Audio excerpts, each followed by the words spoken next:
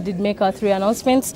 In the first announcement, Madam First Deputy Speaker recognized that the presence in the public gallery of district and constituency executive committee members of the United Party for National Development, UPND from Livingstone District. Madam First Deputy Speaker, on behalf of the National Assembly of Zambia, warmly welcomed the visitors to the National Assembly. Yes, indeed, in the second announcement, Madam First Deputy Speaker recognized the presence in the public gallery of pupils and teachers from Lumbo Secondary School in Gwembe District, and Madam Speaker, on behalf of the National Assembly of Zambia, warmly welcomed the visitors to the institution. In the last announcement, Madam First Deputy Speaker informed the House that the Parliamentary Information and Research Library had been granted permission to conduct a special exhibition of the library collection at the Chamber Foyer Parliament buildings from Tuesday 10th to Thursday 12th February 2026. She stated that a curated selection of the library's most valuable and insightful books would be on display.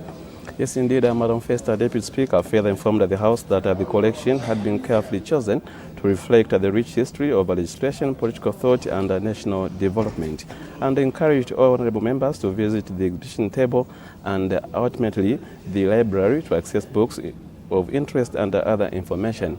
Madam First Deputy Speaker stated that the library staff were ready to attend to any questions and assist members of Parliament in any way possible.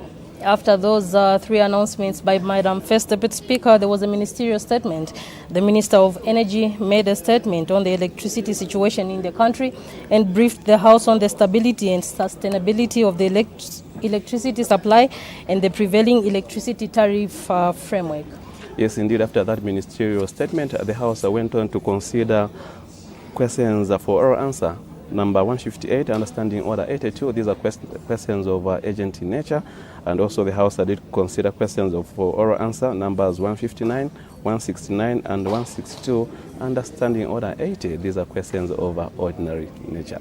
Questions for oral answer number 160 and 163, understanding order 80. The members are being absent, the questions are lapsed. Before the House proceeded to consider the next item of business on the order paper, Madam First Deputy Speaker reminded the House that Standing Order 61, one of the National Assembly of Zambia Standing Orders 2024, required the House to dispose of business in the order it appeared on the order paper or in such a manner that the Speaker decided for the convenience of the House. Madam First Deputy Speaker informed the House that on the order paper for Tuesday, 10th of February 2026, the order over the day was appearing as item number 9. Madam First Deputy Speaker, however, informed the House that she had brought the consideration over the order over the day forward so that it should be considered immediately after considerations of questions for oral answers, and thereafter the House would consider the motion of thanks. After that, the House considered the Teaching Profession Bill, National Assembly Bill number 14 of 2025 as amended. It was considered at report stage, and so we expect the bill to be read the third time today, and the notice was taken at 17:03 hours that quorum not formed. Mr. Second Deputy Speaker ordered the bells to be rung, House counted, and quorum having been formed, business resumed. Thereafter, there was consideration of the motion. Thanks His Excellency Mr. John Dramini Mahama, special address that this House places on record its thanks for His Excellency Mr. John Dramini Mahama, President of the Republic of Ghana, on his special address to the House, and this portion was resolved. And so the House adjourned accordingly yesterday at 18:40 hours. So this is business that was considered on the floor of the House yesterday, Tuesday, 10th February 2026. Just now we shift our attention and we look at today's order paper. Yes, indeed, the outlook of today's order paper is as follows. We do expect a presentation of one government bill by our Honourable Vice President, 2 urgent matter without notice, understanding order 82, and 7 ordinary questions, understanding order 80, and of course other items of orders of the day. And we expect the bill to be presented by Her Honor the Vice President. This is the Disaster Management Amendment Bill, National Assembly Bill number 1 of 2026, a bill which seeks to amend the Disaster Act so as to integrate risk management in the prevention and mitigation of a disaster, preparedness and response to a disaster, and post-management of a disaster, renamed the Disaster Management and Mitigation Unit as the National Disaster Risk Management Division, and these include, among others. Yes, indeed. Thereafter, we do expect the House to consider two urgent questions under Standing Order 82. The first question, which is question 164, is coming from Mr.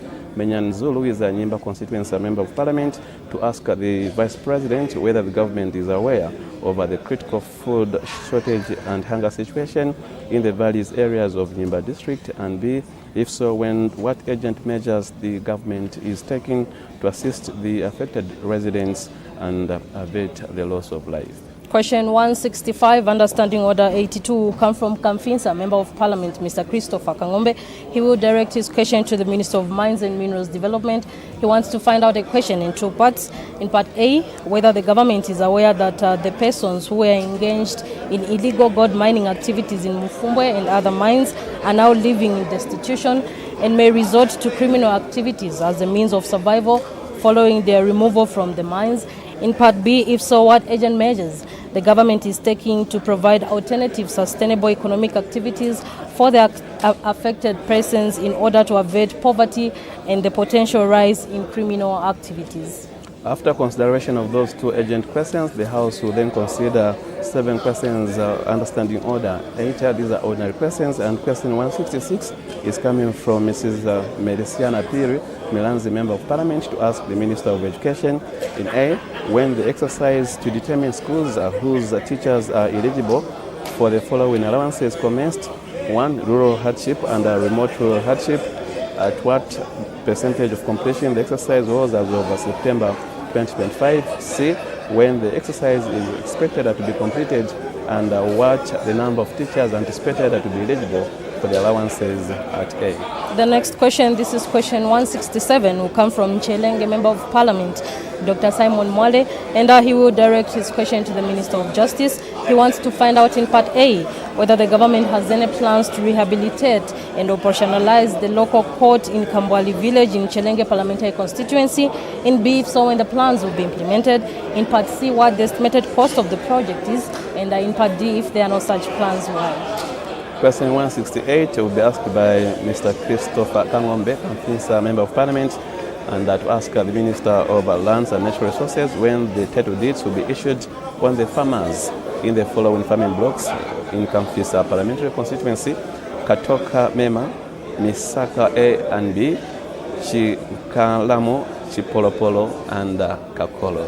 Question 169, Understanding Order 80, will come from Chitambo, Member of Parliament, Mr. Remember Mutale. He will direct his question to the Minister of Infrastructure, Housing and Urban Development. He wants to find out when the government will commence rehabilitation of the damaged section of the Great North Road between Serenge and Lavushmanda districts.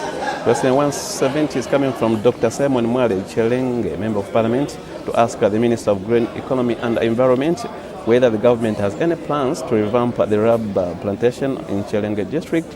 If so, when the plans will be implemented, what the estimated cost of the project is, and if there are no such plans, why. Question 171 on the order paper today is expected to come from Chitambo, Member of Parliament, Mr. Remember Mutale. He will direct his question to the Minister of Energy. He wants to find out a question in 3 parts: whether the government has any plans to connect the following secondary schools in Chitambo district to the national electricity grid. These are Lusenga and Chipundu. In part B, if so, when the plans will be implemented. And in part C, the Member of Parliament for Chitambo wants to find out if there are no such plans, why.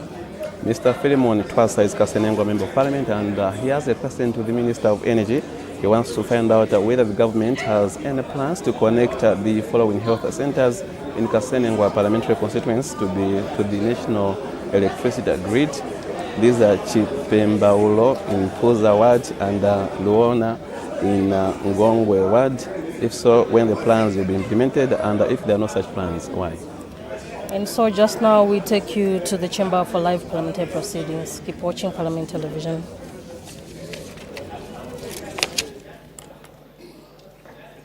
Honorable members of Parliament, Madam Speaker. Yeah.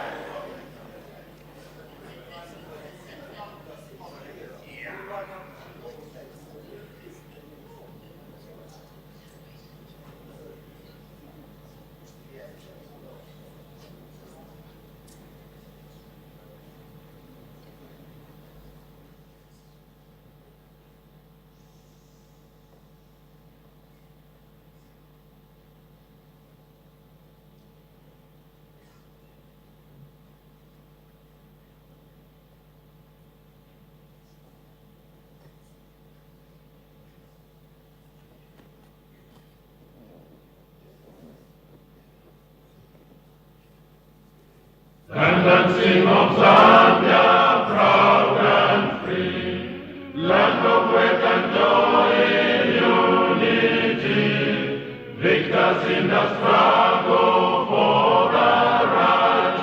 We want freedom's fight, oh, one, strong and free.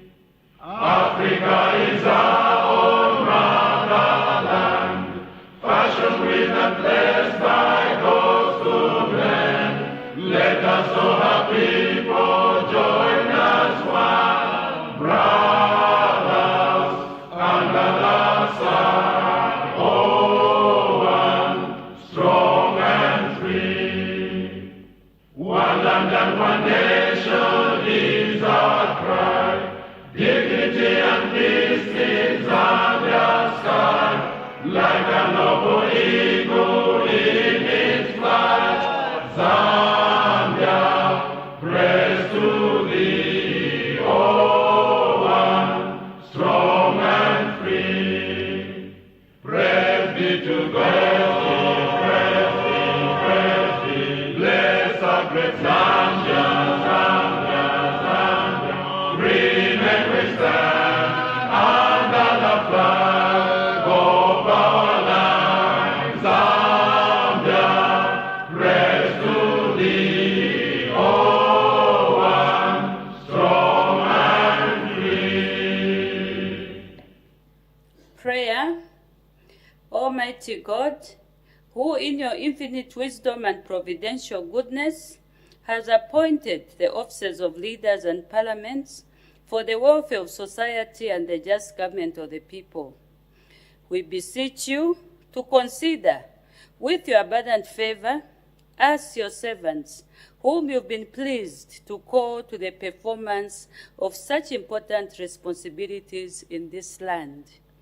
Let your blessing descend upon us here in Parliament assembled, and grant that we may, as in your presence, treat and consider all matters that shall come under deliberation in so just and faithful a manner as to promote your honor and glory, and to advance the peace, prosperity, and welfare of our country and of those whose interest you've committed to our charge. Amen.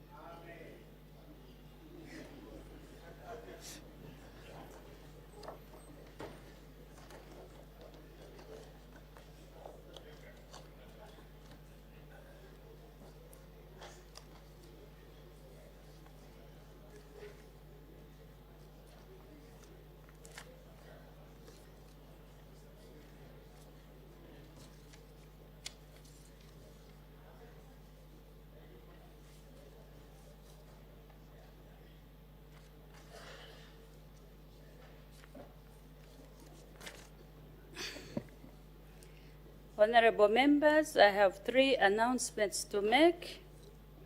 The first one, honorable members, I wish to acquaint the House with the presence in the Speaker's Gallery of the following staff from the Parliament of Malawi. Mr. Newton Mazeka Banda, Chief Librarian, and Ms. Grace Temwa Bongololo, Principal Research Officer. I wish on behalf of the National Assembly of Zambia to receive the guests and warmly welcome them in our midst. I thank you. You may be seated. The second announcement. Honorable members, I wish to recognize the presence in the public gallery of pupils and teachers from Woodford School in Lusaka District. On behalf of the National Assembly of Zambia, I warmly welcome our visitors in our midst. I thank you. You may take your seat. The last announcement. Honorable members, I wish to recognize the presence in the public gallery of pupils and teachers from Masabo Trust School Limited in Lusaka District. On behalf of the National Assembly of Zambia, I warmly welcome the visitors in our midst. I thank you. You may take your seat.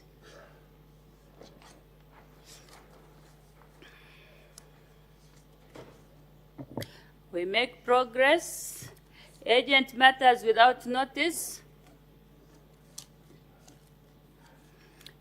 I see none.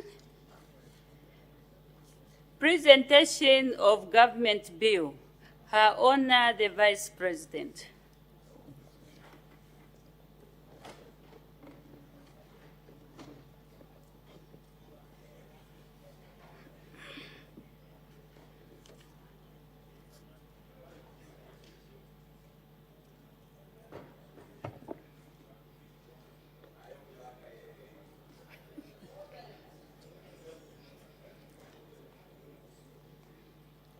Madam Speaker, I beg to present a bill titled the Disaster Management Amendment Bill, National Assembly Bill number 1 of 2026. The objects of this bill are to A, integrate risk management in the prevention and mitigation of a disaster, preparedness and response to a disaster, and post-management of a disaster. B, rename the Disaster Management and Mitigation Unit as the National Disaster Risk Management Division and redefine its functions. C, rename the National Disaster Management Council as the National Disaster Risk Management Council.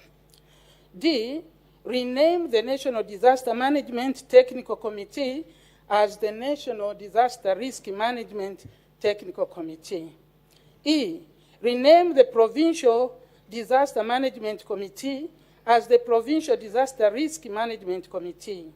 F, rename the District Disaster Management Committee as the District Disaster Risk Management Committee and revise its composition. F, rename the Satellite Disaster Management Committee as the Satellite Disaster Risk Management Committee. And revise its composition. And H, provide for matters connected with or incidental to the foregoing. Thank you. Thank you. Let the bill be read the first time. The Disaster Management Amendment Bill, National Assembly Bill number 1 of 2026. The bill stands referred to the Committee on Cabinet Affairs. The committee is required to submit its report on the bill to the House in due course.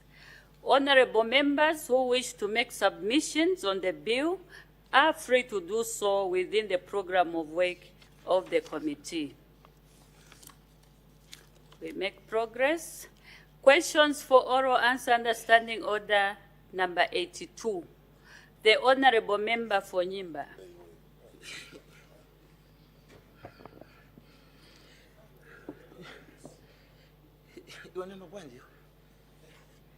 The Honorable Member for Nyimba.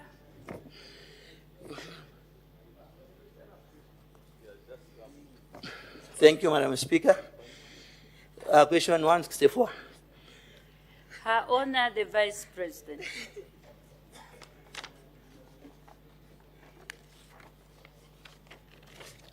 Madam Speaker, the Honorable Member of Parliament for Nyimba, Honorable Menyani Zulu, asked the Vice President the following question. A, whether the government is aware of the critical food shortage and hunger situation in the valley areas of Nyimba district, and B, if so, what urgent measures the government is taking to assist the affected residents and avert loss of life. Madam Speaker, in response to the questions from the Member of Parliament, I wish to state as follows. Yes, government is aware of the prevailing food shortage and the hunger situation in Nyimba district, especially in the valley areas of the district. Madam Speaker, the valley areas of Unyimba district consistently receive insufficient rainfall, making crop production extremely difficult.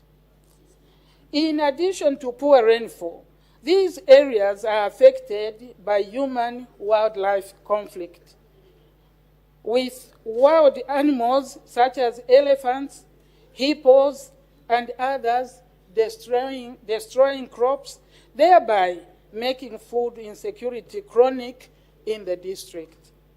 According to the 2024-2025 In-Depth Vulnerability and Needs Assessment Report, which informed the projected food insecure population for the consumption period ending March 2026, Nyimba district has 24,713 people, translated into 5,149 households in need of urgent humanitarian relief support, out of the total population of 145,500 in the district. Approximately 4,000 households located on the accessible side of Unyimba have already received relief support. However, an estimated 1,000 households in the hard-to-reach villages of Muntungulu, Mbilisao, and Chikwasha, located in the Nyimba Valley, are yet to receive support. Government has mobilized additional relief for the district, which will be sent to the 1,000 households in the hard-to-reach areas and will be delivered via the Mkush route, given the accessible challenges in the area.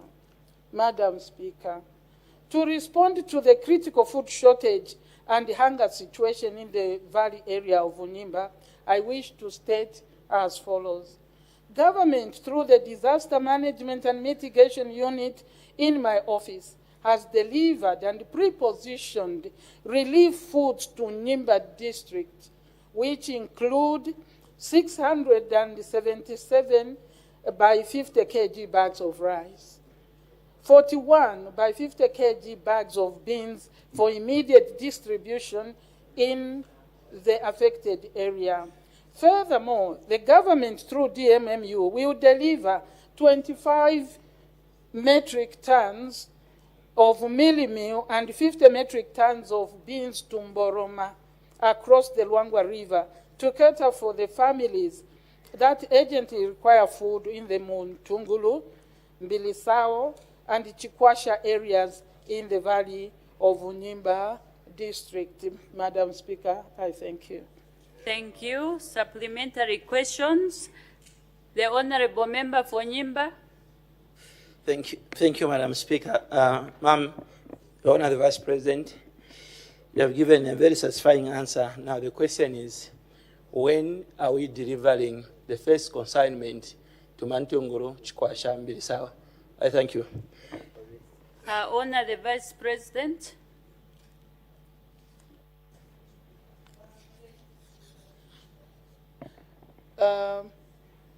Madam Speaker, in our program, I am reliably informed by my office that the loading has actually started.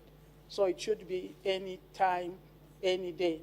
We understand the transport challenges to Mboroma area, where those are, but we have already started loading. Thank you. The Honorable Member for Nyimba.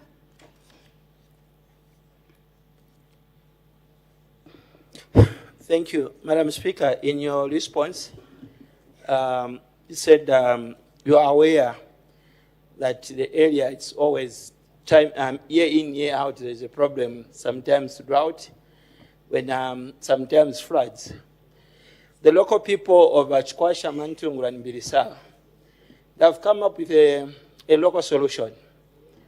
And all they need, which I think you've communicated through the normal channels, is that we also consider them on the farmer support program, which these people, Madam Speaker, through you, they have never received. And this is the area where last time I said, as government, Madam Speaker, we have never recognized those people, because even NRCs, Honorable Jack Mwimwe knows I've been there. He knows I've spoken to him, Madam Vice President, that we haven't given them.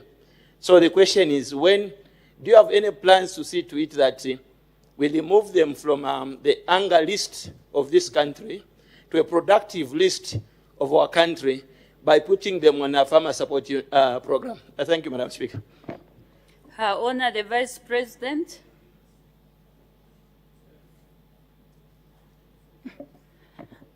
Thank you very much. A little strange narration or narrative in this place. I even wonder, those Zambians, you are saying no NRCs, you are saying they are not on FISIP, you are now crying for food, they don't have food, they didn't, whatever it was. I think that the honorable member, you should have done a better job than coming here at this moment. Because I think we had issues even here brought on the floor of this House over NRCs and you remember voters' cards. So I'm wondering what happened. Why didn't you come through, Honorable, to say my people are not? You remember I made pronouncement here that we will check on those. And as far as I'm concerned, you never came to say part of your constituents has not been visited. Working with in the Electoral Commission, at least we started there. Even areas where they had not been given national registration cards, people, came through to say, we need these people. Before we closed, the Department of National Registration went to those places. So I feel like, what is happening? These people, for us, we continuously provide, yes, indeed, there is a gap because we gave food to Nyimba as a district. That is the moment I think we needed again. I think, Honorable, a little more proactiveness to say, look, the food which is here in Nyimba will be difficult to move to this hard-to-reach area. We also need a little reminder from leaders. But indeed, why can't we think of a permanent solution? I didn't get this full solution. Because what you are saying are programs that are ongoing. Registration cannot leave any place. I don't think that's an impossibility or a very difficult thing to do. We will continue. Even FISIP, it is a countrywide program. But my concern today is that it seems we have to continuously feed your people, Honorable, my people, in that place. I think I've pronounced here to the members that let us work together and see whether people, you say, no, graves of our forefathers are there. But no, we should be able to find alternative areas. Because when your forefathers, our forefathers settled in those places, they had a livelihood. They knew how they survived. Probably on game meat, a little bit of cereal, they survived. But now that is no longer there. If it is not habitable, together we chat, and you identify where those people can be helped. Resettlement, the division of resettlement is available to see how people can move to where they can be independent, not perpetually fed by the state. I don't think that is the way to go. I didn't get fully your solution. Maybe you need to come and give me the solution for those people from those villages, difficult to pronounce. Thank you. Thank you. The Honorable Member for Lubasenshi. Thank you, Madam Speaker, and Your Honor, good afternoon. This is a greeting from the people of Lubasenshi constituency. Your Honor, the Vice President, my question is regarding to the issue of alternative solution, knowing fully that issue of varies, shortage of food, and the hunger situation is almost perpetual every year. Now, I would like to find out from your administration if you have put like statistics that maybe you can engage members of parliament to look at a lasting solution like which varies that need people to be migrated. Do you have that information, and what like plans in the next maybe 2 years are to try and come up with a lasting solution other than providing temporary food and shelter? I seek your answers, Madam Speaker, through your Honor the Vice President. I submit. Her Honor the Vice President. Thank you, Madam Speaker. Good afternoon, Honorable Member for Lubansenshi. I want to thank you for that question. Basically, that question, I may not have data right now that this valley or Luangwa or Chama, these are some areas where food is needed almost every year. I cannot give you the data that is exact. But you remember the debates that we have had here, Madam Speaker. When somebody mentions the issue of people shifting to habitable areas, some members, it's the members that start getting upset. So this cannot be a compelling thing that the government can do, to go and tell people shift from here to another. Chama South there must be able to have conversation with the people of Chama. Nimba there should have conversation with the people affected. What do we do? Are we going to continuously be fed by government? I think there is no honor in being, living on handouts. There is no honor in any Zambian. So together, you can come up and say, this is what we are thinking. I'll give you one example where people have been flooding year in, year out in the Kafue the floods in Monze. We have had to, those that were willing to move them under resettlement and support them to settle where they can have their own livelihood without depending on government. So my call back to you is that the members who have people that are living in areas where government has to spend money year in, year out to feed them, have a conversation with those people. See if you can identify areas within your place, if we can help. I was in Ilumezi, even the chief said, these people that are flooded, there is land here. So I think these are conversations we should have, because the government cannot continue. Yes, we are pro-poor, but how are we going to do infrastructure if every year we will feed people of, what is the name? Those villages you can't pronounce properly. How can we continue to do that? So I think that is my response, sir. Let members be part of it. Then they will come to government and we work together, we see what we can do. Thank you. The Honorable Member for Chama North. Thank you, Madam Speaker, for the opportunity. Thank you, Your Honor, the Vice President, for your favorable response. It is pleasing to note that government will be able to provide relief food to the people of Nyimba. I don't know whether it's a shift in policy, because in some other areas like Chama, Shangombo, you have given them immediate cash transfer. So my question is this food enough to enable the people of Nyimba survive up to the next harvesting period? Thank you. Her Honor, the Vice President. I will read part of the statement that I made, Madam Speaker. Yeah. Sorry. Yeah, in my statement, I said, I'll read again, Honorable Member for Chama. You also have hungry people there. We need to find solutions and not to be fed. According to the 2024-2025 In-Depth Vulnerability and Needs Assessment Report, which informed the projected food insecure populations for the consumption period ending March 2026. I hope I give a response. That is what it is. There is the period, the lean period, when these areas where production is difficult is supported after the assessment. So it goes up to the end of March. Hopefully, this time you'll have a few grains to feed your people. Thank you. Thank you. I'll take the last two, the Honorable Member for Kamfinsa and the Honorable Member for Chama South. The Honorable Member for Kamfinsa. Thank you, Madam Speaker. Madam Speaker, according to our Honor the Vice President, an assessment is normally done. A projection is normally made on which places citizens who have challenges to prepare their own food.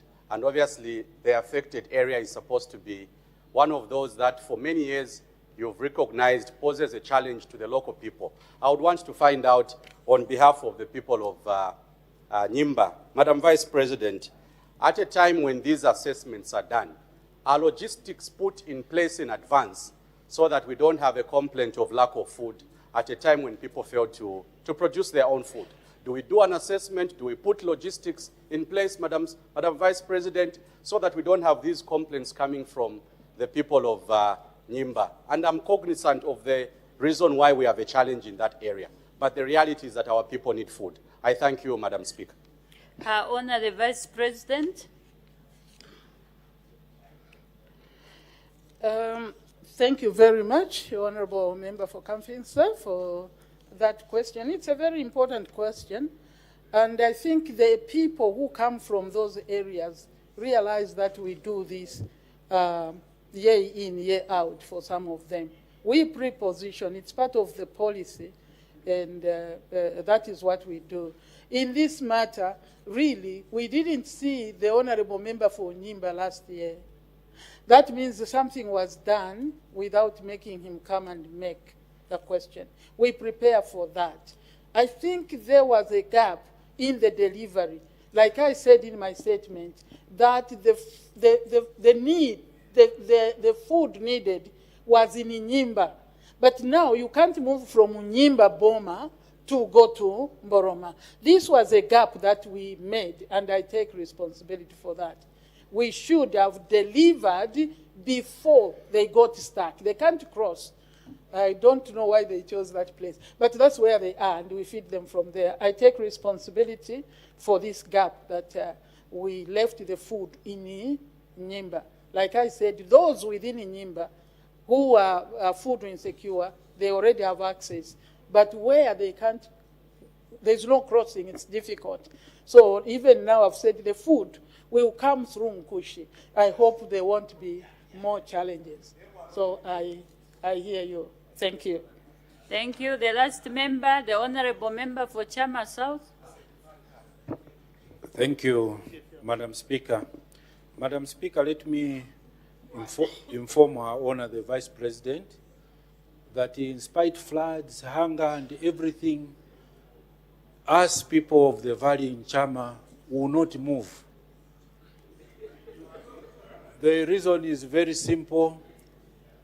When we were in Chama during Kwenje ceremony, Madam Speaker, I went with the Honorable Minister for Medium and Small-Scale Enterprises, Honorable Mubanga. Upon landing there, he confessed how beautiful that land is. Because of that, we will not move Her Honor, the Vice President. Just in case, Madam Speaker, they come and take over our land, our beautiful land. What is your question? Madam Speaker, my question is, first let me thank our office and our Honor, the Vice President.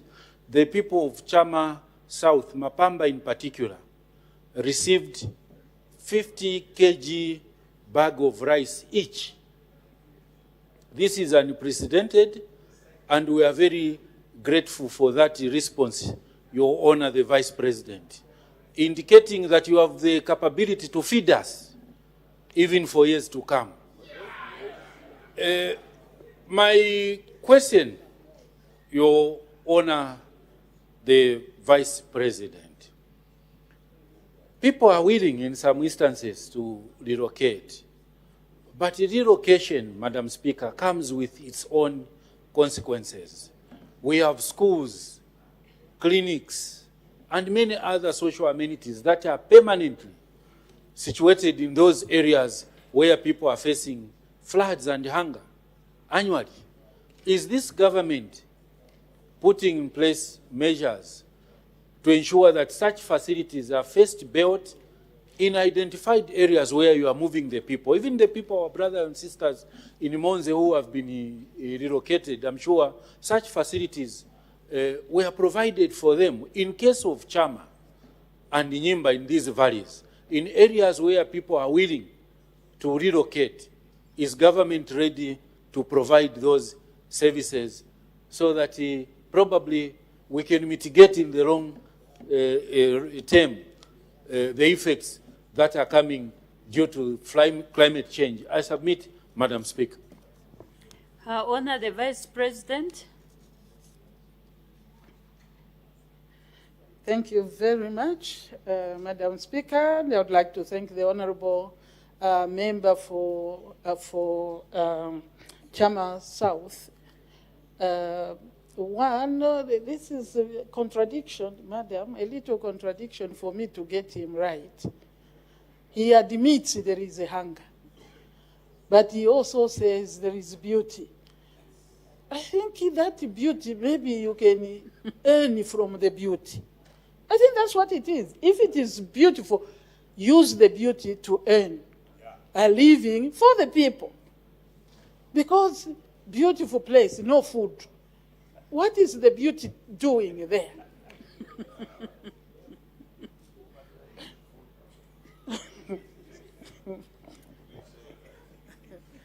Sorry, Madam Speaker. The minister is detracting my attention. Yes, indeed, the relocation program is not an overnight thing. It is something that must be planned. And the amenities you are talking about, the necessary infrastructure, is one of those that can be looked at. But the people must be willing to participate in this relocation program. We have that. And also when you talk of the expense, think of the expense year in, year out. You are even using the climate change. You have been hungry for a long time. And the climate change is not about to come to an end. And therefore, the cost is huge. It is for us to decide which is an easier way to handle, to move and spend together with the people, or to leave them there and feed them in perpetuity. Maybe where you have human-animal conflict, we can promote more tourism while people move, if they can't live together, so that the earnings from there can help the people live better in other places. So it is simply something we can do within the policy, but it is not a one-day issue or one-year issue to say we will lift all the people in the valleys where there is scarcity of food due to a number of things. So come, we start a conversation. Thank you. Thank you. Next question, the Honorable Member for Kafisa. Madam Speaker, the privilege once again and honor is mine to ask question number 165, and I'm grateful to your office for allowing this question to our honor, the Vice President. The Honorable Minister of Mines and Minerals Development. Thank you, Madam Speaker. First of all, I take this opportunity to congratulate the Honorable Member for Kanchivia, Honorable Sunday Chanda, for being immaculately dressed this afternoon.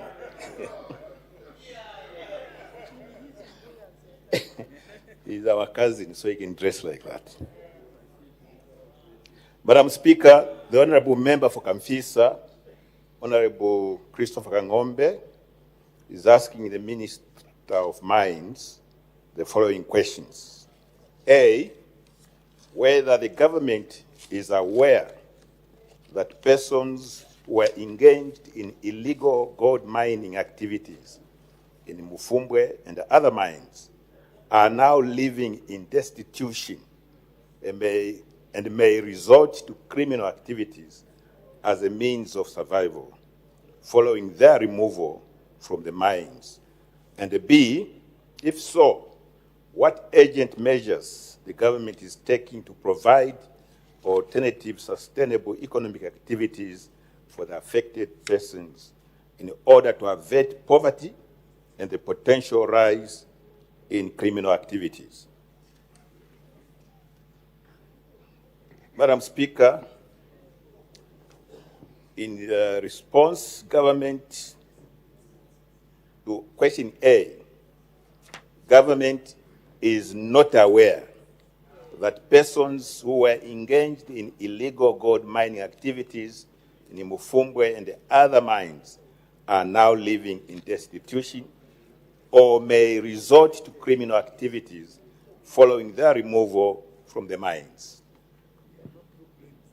The answer to question B, Madam Speaker, this is not applicable. It's talking about what measures are being taken. This is not applicable in view of the response that I've just given. However, Madam Speaker, I wish to take this opportunity to inform this House that the Ministry is undertaking a formalization program across the country aimed at ensuring that local people participate in the mining sector through the formation of mining cooperatives and the issuance of artisanal mining rights as AMR. For the case in point, Madam Speaker, specifically in the Kikonge area in Mufumbwe district, government facilitated issuance of 389 artisanal mining rights. Further, government has trained 778 individuals representing the 389 cooperatives in basic mining practices, safety awareness, and environmental stewardship to promote sustainable mining by the cooperatives.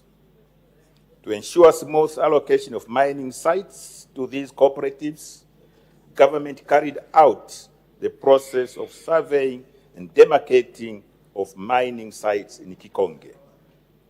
Madam Speaker, I also wish to state that government deployed security personnel to the Kikonge area on 16th January 2026, which has resulted in the area being freed of illegal miners.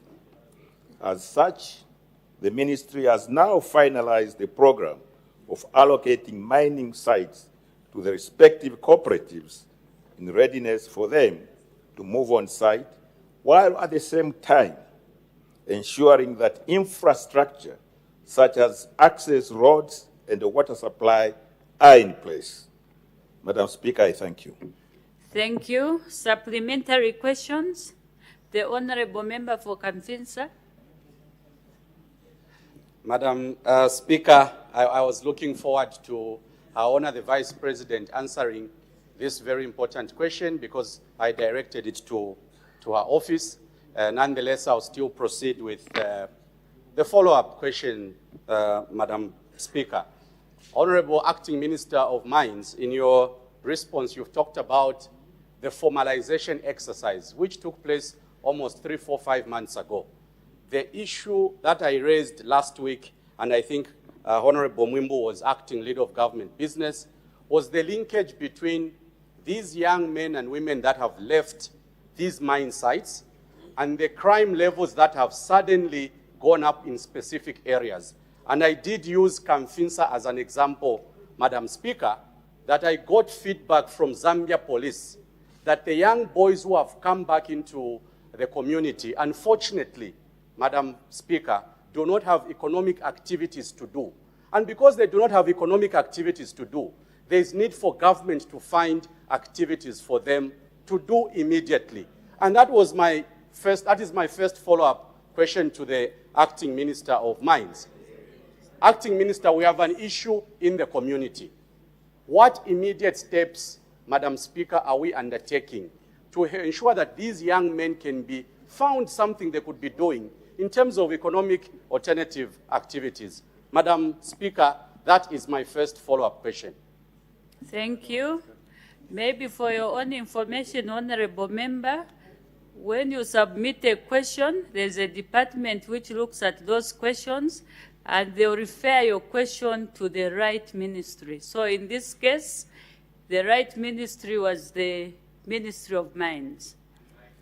The Acting Minister of Mines and Minerals Development.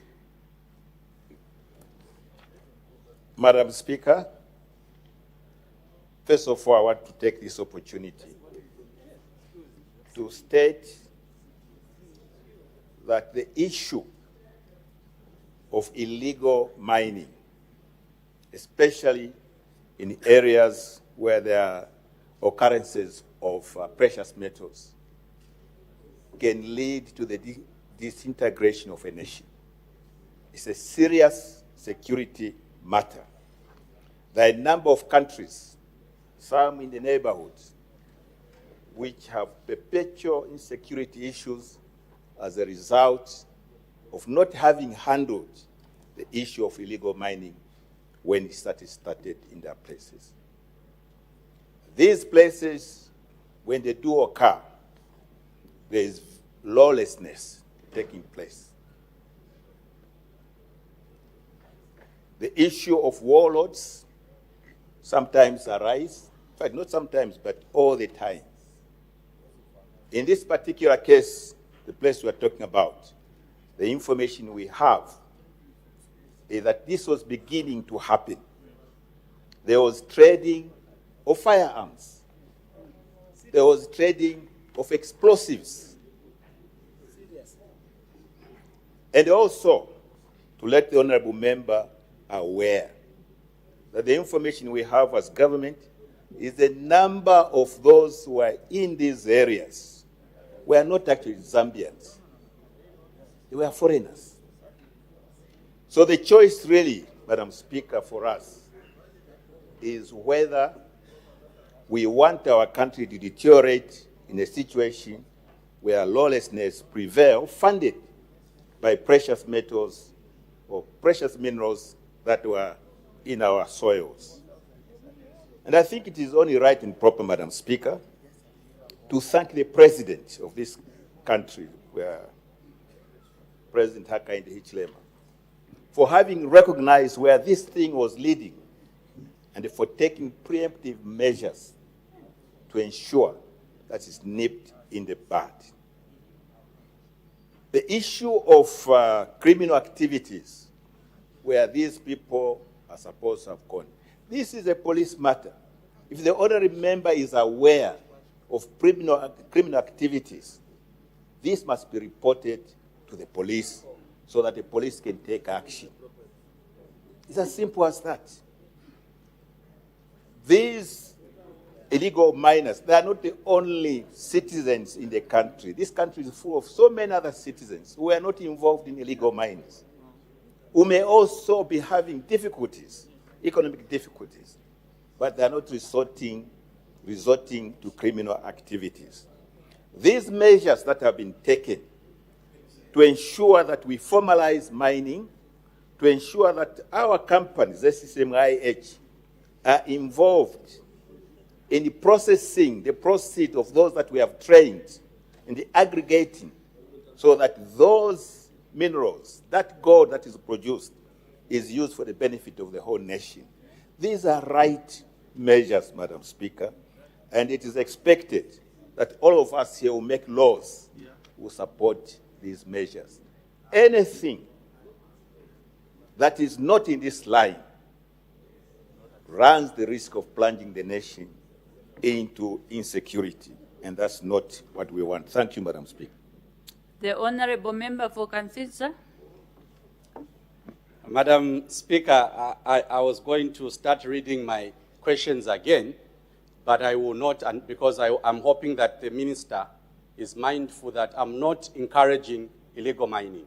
What I've basically come to do today, Madam Speaker, is to request government to establish alternative economic activities for these young men and women who are no longer participating in the mining activities where they've been removed. So I still want to understand, Madam Speaker, for the benefit again, for the people that are following this discussion. The discussion is government has taken a step because of the reasons that you've given. But what do we do, Madam Speaker, for these young men and women who need economic activities? That is what the Honorable Member of Parliament for Kamfinsa is submitting. I'm not discussing whether it's bad or good to do illegal mining. I'm discussing a very important principle, and I seek an answer, Madam Speaker, for the benefit of those that are following this conversation. Two questions here, and they are linked. Young people no longer have economic activities. What do we do for them so that this problem is attended to? Madam Speaker, that is my second follow-up question. I thank you. The Acting Minister of Mines and Minerals Development. Madam Speaker, as it happens, I have a soft spot for the honorable member for Kamfinsa. And he is concerned. There is no need for him to reread his questions because we have fully understood the questions. Our answer was specific to what we are doing for those that we are mining in those areas. That is why we have established the cooperatives that have been established. That's why we are involved in retraining. So those that want to continue with mining, as long as they are Zambians, they can then be trained to do their job properly. And we have set up our company, which is already ZCCM-IH, to be involved, first of all, to make sure that these things are done in a safe environment and looking after our environment as well. And that the proceeds are used for the whole country. Now he's talking about what this country is doing so that these young people can have economic activities. Not necessarily, now he's now saying, not necessarily in Kikonge, not necessarily in mining. We can spend the whole afternoon. Yes. I can begin to describe what this government has done to grow the environment in the economic sectors. In terms of mining, where a number of mines were dead, they are now being resuscitated. That is employment that is taking place. I can go through mine by mine how many new jobs have been created.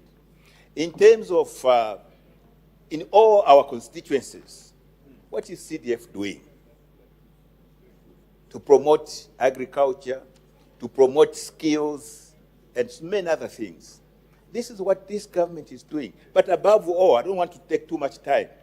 Above all, what they are doing to expand the economy, to grow the economy, to reopen industries that were closed and new industries, to support agriculture, the expansion of agriculture. This is what is going to create employment for those that want to be usefully engaged in legal employment. What was happening there was illegal. It was going to plunge our country in difficulties. Thank you, Madam Secretary. The Honorable Member from Ghana. Acting Minister of Mines, the question asked by Honorable Kangombe is very specific. And this problem needs very serious attention. To deal with the problem needs a proper diagnosis of what exactly the extent of the problem is. I want to find out from you, there are quite a number of areas where these illegal, so-called illegal miners are, Kikonge, Mufumbwe, Mpika, have, as your ministry, done an assessment to understand or to establish the numbers of the young people who have flocked to these areas, and in line with the question Honorable Kangombe has asked, established how many after your interventions of deploying those officers to go and chase them from there, how many of these they are, and which specific intervention or programs that your government has where they are going to now be incorporated. Is it with your CDF? Is it with ZNS? have you established the extent of the problem? How many of these, those who have remained with cooperatives in Kikonge, are you able to quantify how many they are, how many have been chucked out, so that we understand what exactly we are dealing with? I thank you, Madam Speaker. The Acting Minister of Mines and Minerals Development. Madam Speaker, with respect to areas where illegal mining is taking place or has potential to take place, we are carrying out measures to expand what we are doing in Kikonge in other areas. For the information of the House, the next place we are moving to train, because it's not just a question of demarcating these mines, it is also training so that those who go into mining can do it safely. After what we have done in Northwestern Province, specifically Kikonge, we are moving into Southern Province, where there is what is called the Tin Belt in Kalomo and the areas of Choma. Again, training will be carried out, cooperatives will be set up, and processing and aggregating will also be carried out. In the Central Province, the areas of Chitambo, see the MP is probably not there. The areas of Serenge will also move in there. In Mpika, areas of Mpika in Muchinga will move into those areas. In Eastern Province, Petauke, Usangazi, Vobwi, and Nyimba. This is where there is potential for illegal mining. Training will be carried out there. Those that will participate are the same youth that you are asking about. Where it involves security of the nation, it is imperative that all of us as leaders, including all of us in this House, even those who lead the Achaiche party, they must be involved, take the same line, because when we have insecurity, it will involve all of us. We are carrying out measures, we are growing this economy, and the employment levels will begin to go up as we expand this economy, whether it is in mining or other sectors. All the sectors, economic sectors, are improving. These are the figures that we have. That is why our GDP has been grown from the 18.5 that we found to over 30 billion. It's a big expansion. That expansion entails that people will be usefully employed. That's what this country, this is what this new dawn government is doing for our citizens in this country. Thank you, Madam Speaker. Thank you. I'll take the last two, the Honorable Member for Mfulira and the Honorable Member for Mitete. The Honorable Member for Mfulira. Madam Speaker, thank you very much. Honorable Minister, this question borders also on the safety and security of our communities, because these youths have now been evicted from those illegal operations, and they are now back in the communities, threatening the peace of the society. Now, Honorable Minister, you have also mentioned that, in fact, a lot of these who have been evicted are not even Zambians. They are foreigners. So my question, Honorable Minister, what has the government done to ensure that these foreigners are not just evicted from the mines to be let to live loose in the community illegally, but are also evicted from the country, out of the country, back to their different countries, wherever they came from? What measures has government done to ensure that they are not even within the boundaries of our country? I submit. The Acting Minister of Mines and Minerals Development. Madam Speaker, yes, I agree with someone who has said better question. Honorable Member for Mufulira, Honorable Gordon Mwila, is right to raise concern about foreigners that have come here. Let me assure him in the House that in dispersing them from where they were, a number of foreigners were arrested, and the processes right now are taking place. that will result in them being deported from this country. We welcome visitors from neighboring countries or indeed other countries in Africa and elsewhere, but they must come here legally. They must be involved in legal activities. Not this that they were trying to do. Some of them are coming from areas or countries where they have brought instability in those countries. We do not want instability in our country arising from our precious minerals. So they will be deported, Honorable. Thank you. The Honorable Member for Mitete. Madam Speaker, grateful. I feel like he has tackled the question, which is whether government is aware that persons who were engaged in illegal gold mining activities, persons.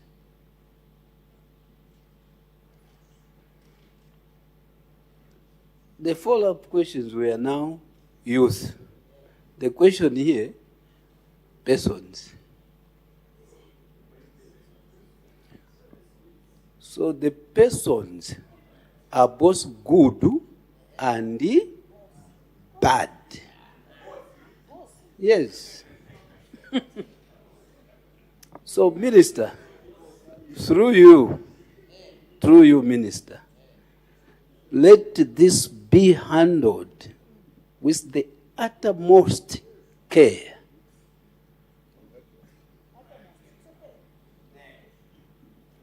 Not until proper statistics is done to get to know who these persons are.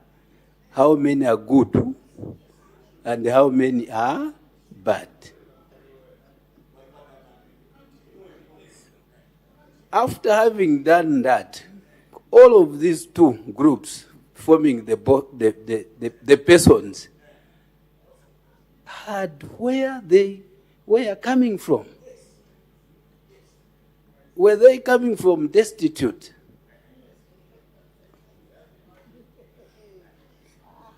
That is the question, Madam Speaker. Was it an advice or a question? The question is, Minister, is government going to take security measures so that such things will not breed into disorder?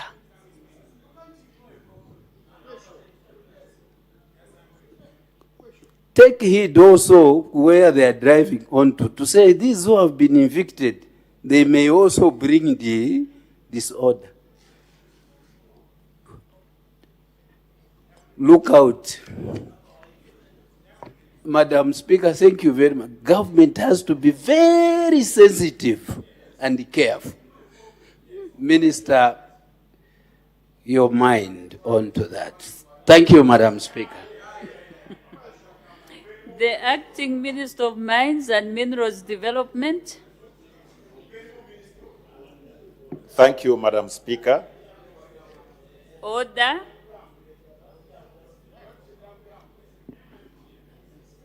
Madam Speaker, the first one is, I think he raises a very important question, which is in answer to the question that was put before the minister here, that these people who were involved in illegal mining, before they came to illegal mining, were they in destitution or not in destitution, where they have gone back to? So that's a very important question. But the advice that he gives, that we must take care, is very, very, very important. All of us as Zambians, we cherish the peace that has existed in this country from the time we got independence, and even before. And we want that peace to continue. Those of us who have been in the mining industry for many, many years, there was a time in the late 90s when we thought that mining was coming to an end, because the copper ore bodies that we are dealing with were coming to an end. But lo and behold, God has revealed a lot more resources all over the place. And it's important that those resources are used to advance the well-being of this country. And the only way that can happen, whether it is gold, copper, manganese, or anything else, is if mining and the processing of minerals is done legally. The point that has made about good people, bad people, if you are doing something illegal, there is no good person. You are all bad if you are doing something illegal. Yeah. So we have taken them out. Those that we shall retrain, we will train, they will all be good people because they'll be doing mining legally. Thank you, Madam Speaker. Thank you. Questions for oral answer under Standing Order number 80. The Honorable Member for Milanzi. Thank you, Madam Speaker. Question 166. Order. The Honorable Minister of Education. Thank you, Madam Speaker. Ms. M. Philip for Milanzi asked the Minister of Education, A, when the exercise to determine schools whose teachers are eligible for the following allowances commenced. 1, rural hardship. The consultations are rather high at the far end. Kindly lower your voices so that you do not distract the Honorable Minister of 2, Education. remote rural hardship. B, at what percentage of completion the exercise was as of September 2025. C, when the exercise is expected to be completed. D, what the number of teachers anticipated to be eligible for the allowances at A is, and E, when the eligible teachers are expected to start receiving the allowances.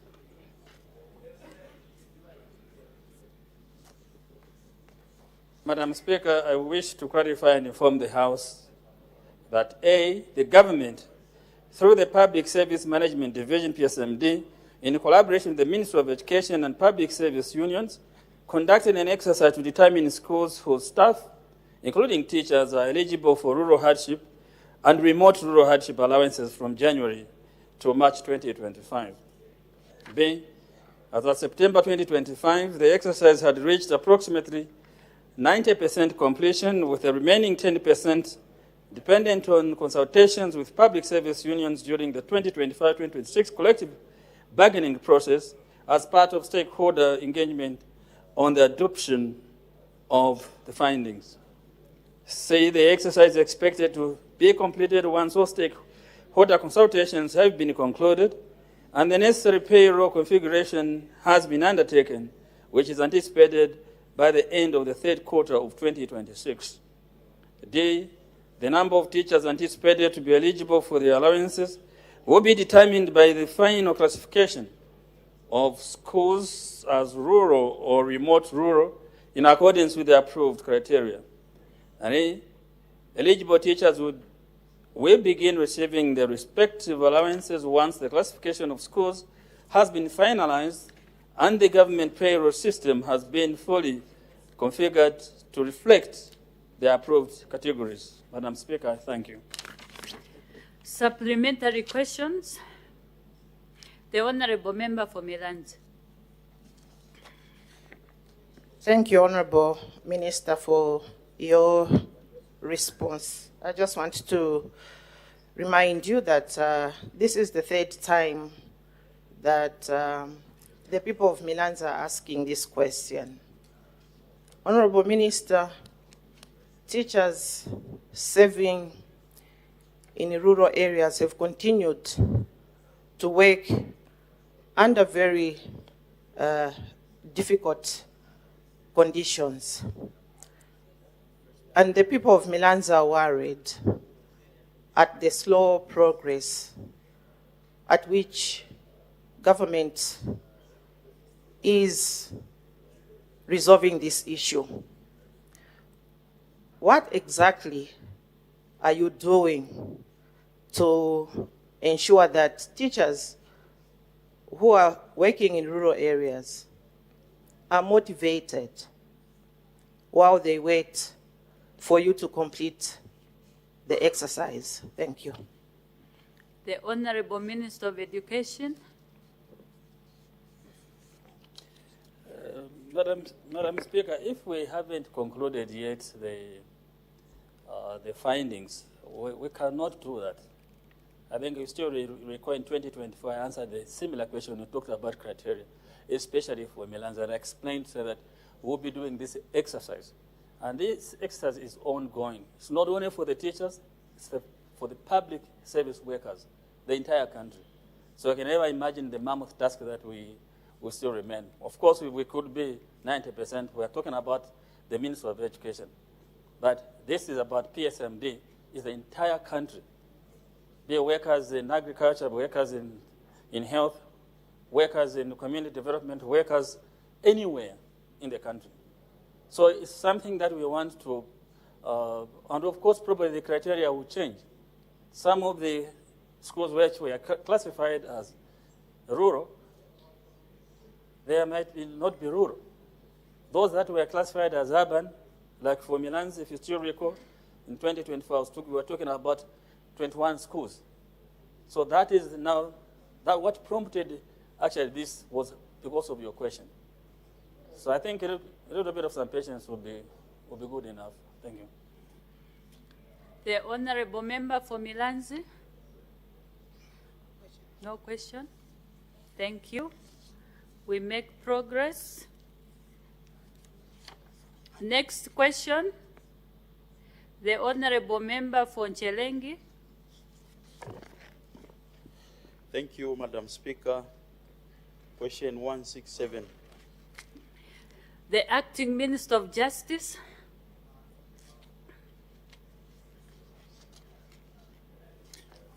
Madam Speaker, I wish to inform the House that A, the judiciary did make provisions in its infrastructure development plans in the year 2025.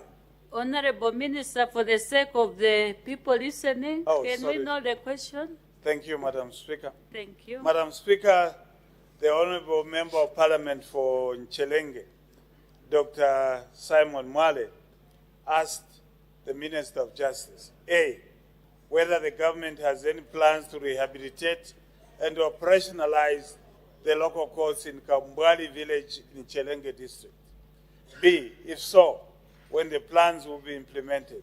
C, what the estimate cost of the project is. And D, if there are no such plans, why?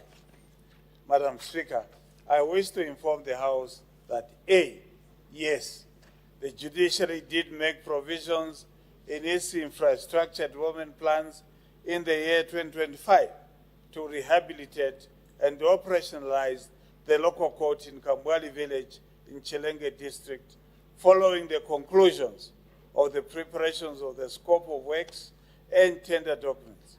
However, the judiciary wishes to state that commencement of the construction of a magistrate court and associated facilities in Kambwali village in Nchelengi district has been rescheduled in accordance with the directive in the Budget Core Circular 2025-2027 Medium-Term Plan and the 2025 Annual Budget to prioritize resource allocations towards completion of ongoing capital projects and the routine maintenance. B, the rehabilitation of works at Kambwali Local Court in Nchelengi district and other associated works has been rescheduled to be implemented in 2026, subject to availability of funds. And C, the preliminary cost estimate is 1,800,000 kwacha. Thank you, Madam Speaker. Thank you. Supplementary questions? The Honorable Member for Nchelengi. Thank you, Madam Speaker. The question that is on the floor, Madam Speaker, is coming through because of the situation that is happening right now in Kambwali. The facility right now is under serious vandalism. within the area.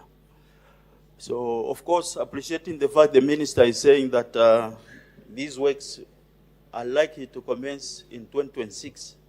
Maybe just to try and find out, Madam Speaker, when exactly in the year is it planned for? Is it in the first, second, or third quarter? I thank you, Madam Speaker. Thank you. The Acting Minister of Justice. Madam Speaker, we are willing and able to do the works within this year once the funds are given to the judiciary. Thank you. We make progress. Next question, the Honorable Member for Kanfisa.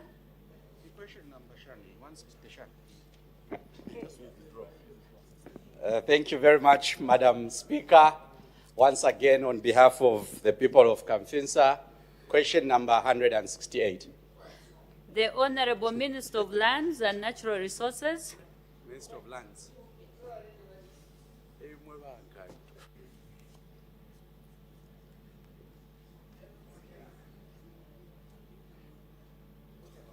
Thank you, Madam Speaker. The Honorable Member of Parliament is asking the question. The Minister of Lands and Natural Resources, when title deeds will be issued to the farmers in the following farming blocks in Kafinsa Parliamentary Constituency. Area A, Katoka Mema, B, Misaka A and B, C, Chankalamu, D, Chipolopolo, and E, Kakolo. Our response, Madam Speaker, is as follows.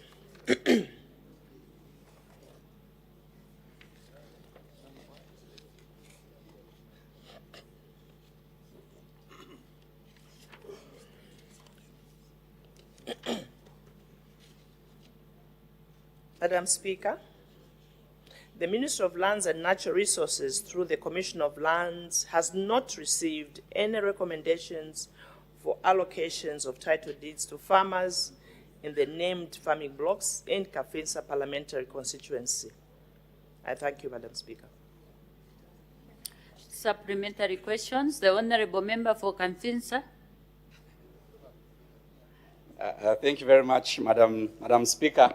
The response from the Minister of Lands, first of all, I'm short of saying leaves much to be desired, because the Ministry of Lands is responsible for issuance of title deeds to all Zambians who want to acquire land. I was expecting that the Minister would be able to indicate what steps the Ministry has taken to ensure that the farmers in Chipolopolo, the farmers in Katoka Mema, the farmers in Chankalamu, these are farm blocks, Madam Speaker, where people are currently acquiring other services from government. They are acquiring farm inputs, Madam Speaker. They are acquiring literally all the services, including benefits from the Constituency Development Fund. So my first follow-up question to the Minister of Lands.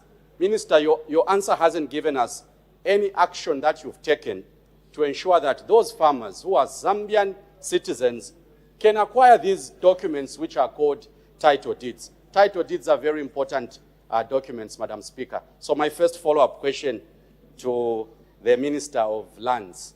What steps have you taken, considering that back in the community, people expect that they'll be given ownership documents? I thank you, Madam Speaker. The Honorable Minister of Lands and Natural Resources.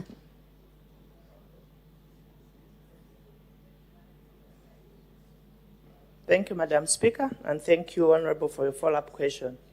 First of all, Madam Speaker, the question was precise. What are we doing concerning title deeds for the farmers? One would expect that he is saying the farmers have applied for title deeds, but they've delayed. Why is there a delay? Or what are we doing to ensure that they get the title deeds? Mm-hmm.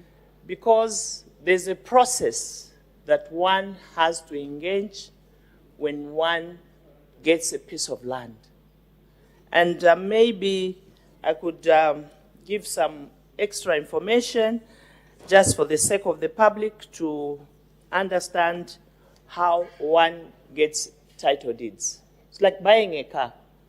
You buy a car, then you're asking me, what are you doing about me getting my driving license or car blue book, or is it white book now? So, Madam Speaker, the Ministry of Agriculture firstly spearheads the preparation for the creation and allocation of farm blocks across the country, pursuant to the Agriculture Lands Act, Chapter 187 of the laws of Zambia. This involves engagements with the chiefs in the districts where the land of interest is located in order to obtain consent in conversion of the parcel of land to state land. And once consent of the chief to convert the customary land to state land is obtained, the preparation of site plans begins. Site plans are prepared by the Ministry of Agriculture in collaboration with the planning authority in the area. Thereafter, the site plan is submitted to the Surveyor General for numbering. After numbering of the site plan, the Surveyor General sends it back to the Ministry of Agriculture, who are expected to recommend successful applicants to the Commission of Lands for allocation. When the recommendations for allocation are made by the Ministry of Agriculture, the applications are scrutinized by the Ministry of Lands and Natural Resources to ensure that the recommended applicants are eligible to own land in Zambia and that all the required documents have been submitted. Thereafter, submissions are made to the Commission of Lands requesting for approval to allocate. Where approval to allocate is granted, an invitation to treaty is issued to the applicant, who is then expected to pay the consideration fee indicated there.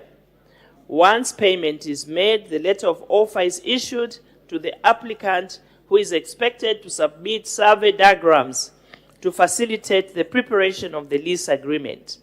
Thereafter, the lease agreement is signed by the applicant and the Commission of Lands on behalf of the President.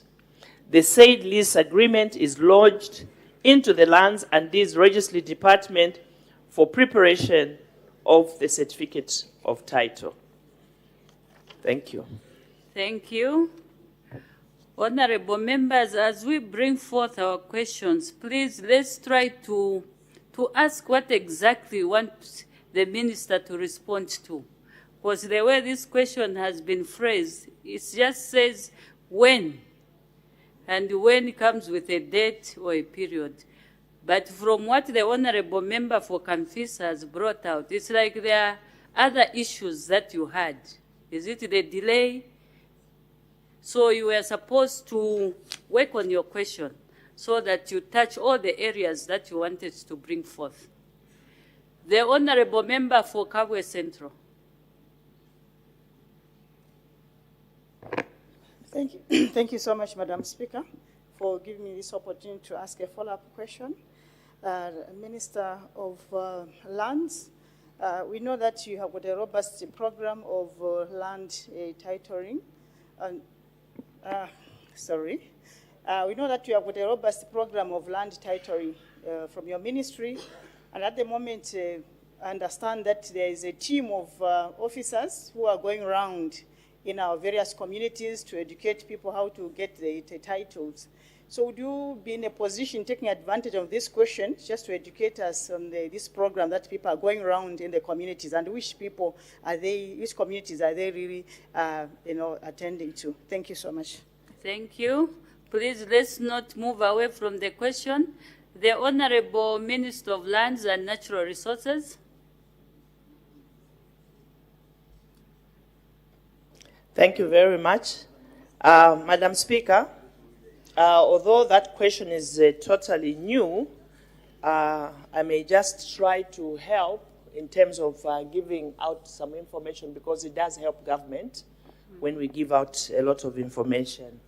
The land titling program is a specific program where government has deliberately taken steps to help people who are settled in peri-urban areas where they've never really had titles. And so I'll give an example, like maybe in Kabwe, where you have certain compounds that have been there, maybe those houses were sold and title was never given. So we deliberately move in such areas to help vulnerable landlords, if I may use that term, to help them get title.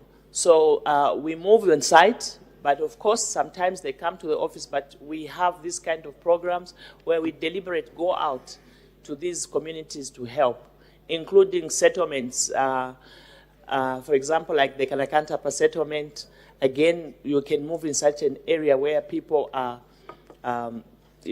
But for titles, where like most of my colleagues here own houses in Kablonga, that program does not apply.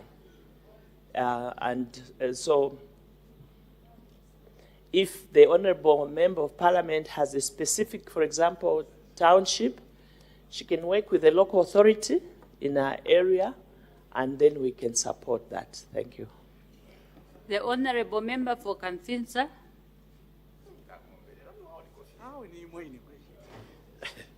Madam Speaker, my second follow-up question to the Minister responsible for lands. Madam Speaker, my question bears in mind the fact that other things have already taken place in these farm blocks. For instance, on the list, there's a farm block called Chankalamu. Now, Chankalamu, Madam Speaker, all the farmers have been given letters of offer, and they've actually been waiting for Ministry of Lands to process title. And that is why I was asking that where are we with this process? Because part of the work has already taken place. So there's a delay by our officers to actually process this particular document called title. And my follow-up question, therefore, to the Minister of Lands. Minister, your officers have a duty, and one of their targets is to title land. I would want to find out, have you sent officers to these particular farm blocks to go and establish where this process is in terms of processing of title? I thank you, Madam Speaker. The Honorable Minister of Lands and Natural Resources. Thank you, Madam Speaker. Madam Speaker, I'll try and help the young man because I see he's making good effort as a member of Parliament. So I'll ask that let him come to our offices so that we can help him work through this situation. Because clearly, you've seen now he's talking about my officers on the ground who have started the process. The other time he said it was my duty to, as Minister of Land, just to go and start saying, yeah, this farm, where's the title? So let me just ask him through Madam Speaker, if he can come through our office, we'll be able to support him. Thank you. Thank you. I'll take the last member, the Honorable Member for Lukasha. Madam Speaker, thank you very much for the opportunity given to ask a follow-up question to the Minister. The Minister has given a very elaborate explanation, Madam Speaker, on how people go about obtaining title deeds in all areas in the country, including these farming blocks. I wanted to find out, Honourable Minister, if your ministry and the Minister of Agriculture employs joint efforts to bring that information to the attention of the affected people in the farming blocks on how they can obtain title deeds. The Honorable Minister of Lands and Natural Resources.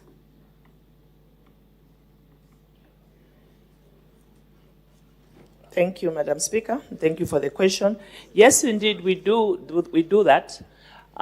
We do deliberately take, even do roadshows to give information how people can get titles. We do also talk about, how they can approach local authorities and how land is allocated through local authorities, if it's estate land, if it's traditional land. And in this regard, the process that has been articulated relates only to farm blocks. If you're talking about residential or you're talking about land that belongs, for example, to traditional authorities, the process will be different. So we do generally do that. But of course, I'll be the first one to admit that we still have a lot of work to do to educate Zambians on the processes. Because if you have noted, Madam Speaker, we still have a situation where people are still being duped. They're getting land, getting on people's farms, allocating themselves, and now as we go towards elections, we are going to hear a lot of this kind of stories where Zambians who are unsuspecting will be buying plots either in traditional land, or in fact even farm blocks belonging to other people because, the farm is big and the owners may not even know what's taking place. They're building quickly because they'll tell them, just build fast. This is election time. They will not demolish because they need your vote. I just want to use this opportunity to advise Zambians to desist illegalities. They will lose their houses. Because even if a politician, covers them up, if the person goes to court, I'm sure you are following what the courts are doing. They're doing a great job in taking back land to the owners, even if you have built a beautiful mansion. So don't allow yourselves. And I also want to use the opportunity to warn, not to warn them, to advise, especially Zambians abroad that are being duped by people here in Zambia. I've got, they advertise through social media, a beautiful farm with a stream running. Traditional land remains traditional land, and only a chief, not even a headman, can make it authentic for you. Yes, you can build now, you can sit there, but sometime, if those villagers begin to know their rights and take you to court, you will lose it. For now, people are doing these things simply because some people don't know their rights. But people are beginning to understand, and thanks to Jerry, who is advertising all the judgments from court to make people wake up and say, do not be cheated. So don't get land which is not authentic. Go and check with the Commission of Lands office. The Ministry of Lands is there for you. Find out. Sometimes somebody will even show you something fake looking like it's true, but it's not true. So make sure that you check. Thank you. Thank you. Next question, the Honorable Member for Chitambo. Madam Speaker, ordinarily I was supposed to withdraw this question because I brought a similar question and the minister had answered, but the situation has remained the same. Great North Road, Madam Speaker, is very bad right now, especially the stretch between Chitambo and Navushmanda. And the same accidents are still happening. The Honorable Member for Chitambo, are you withdrawing or you want the minister to respond? I want the minister to respond by way of explaining the progress he has made. No, just tell me the question number so that the minister 169. can... Thank you. The Honorable Minister of Infrastructure, Housing and Urban Development. Thank you, Madam Speaker. The Honorable Member for Chitambo, Honorable Member Mutare, is asking the Minister of Infrastructure, Housing and Urban Development when the government will commence rehabilitation of the damaged section of the Great North Road between Serenge and Lavushmanda districts. We answer as follows, Madam Speaker. The government of the Republic of Zambia will commence the rehabilitation of the damaged sections of the Great North Road section between Serenge and Lavushmanda districts in the second quarter of 2026, once the procurement of the civil works is concluded. Madam Speaker, at this stage we normally answer like that and wait for follow-up questions to expand on our answer. But seeing as the member wanted to withdraw, perhaps I'll save him the efforts of follow-up questions by expanding on this answer so that he knows exactly what government is doing on this particular road.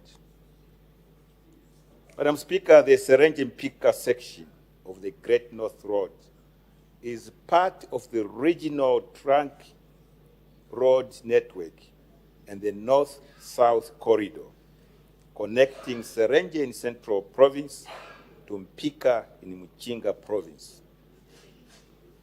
The government has received $270 million financing from the World Bank under the Transport Corridor for Economic Resilience, that is what is called the TRESA project, and it plans to use part of the financing to rehabilitate approximately 237 kilometers of the road from Serenge to Mpika, which includes the damaged sections of the Great North Road between Serenge and Lavushimanda districts. The procurement of the civil works is expected to commence within the second quarter of 2026. The solicitation documents have already been prepared by RDA and submitted to the World Bank for approval. The works are expected to be undertaken within a period of 36 months from the commencement of the date. The project has been divided in two construction packages.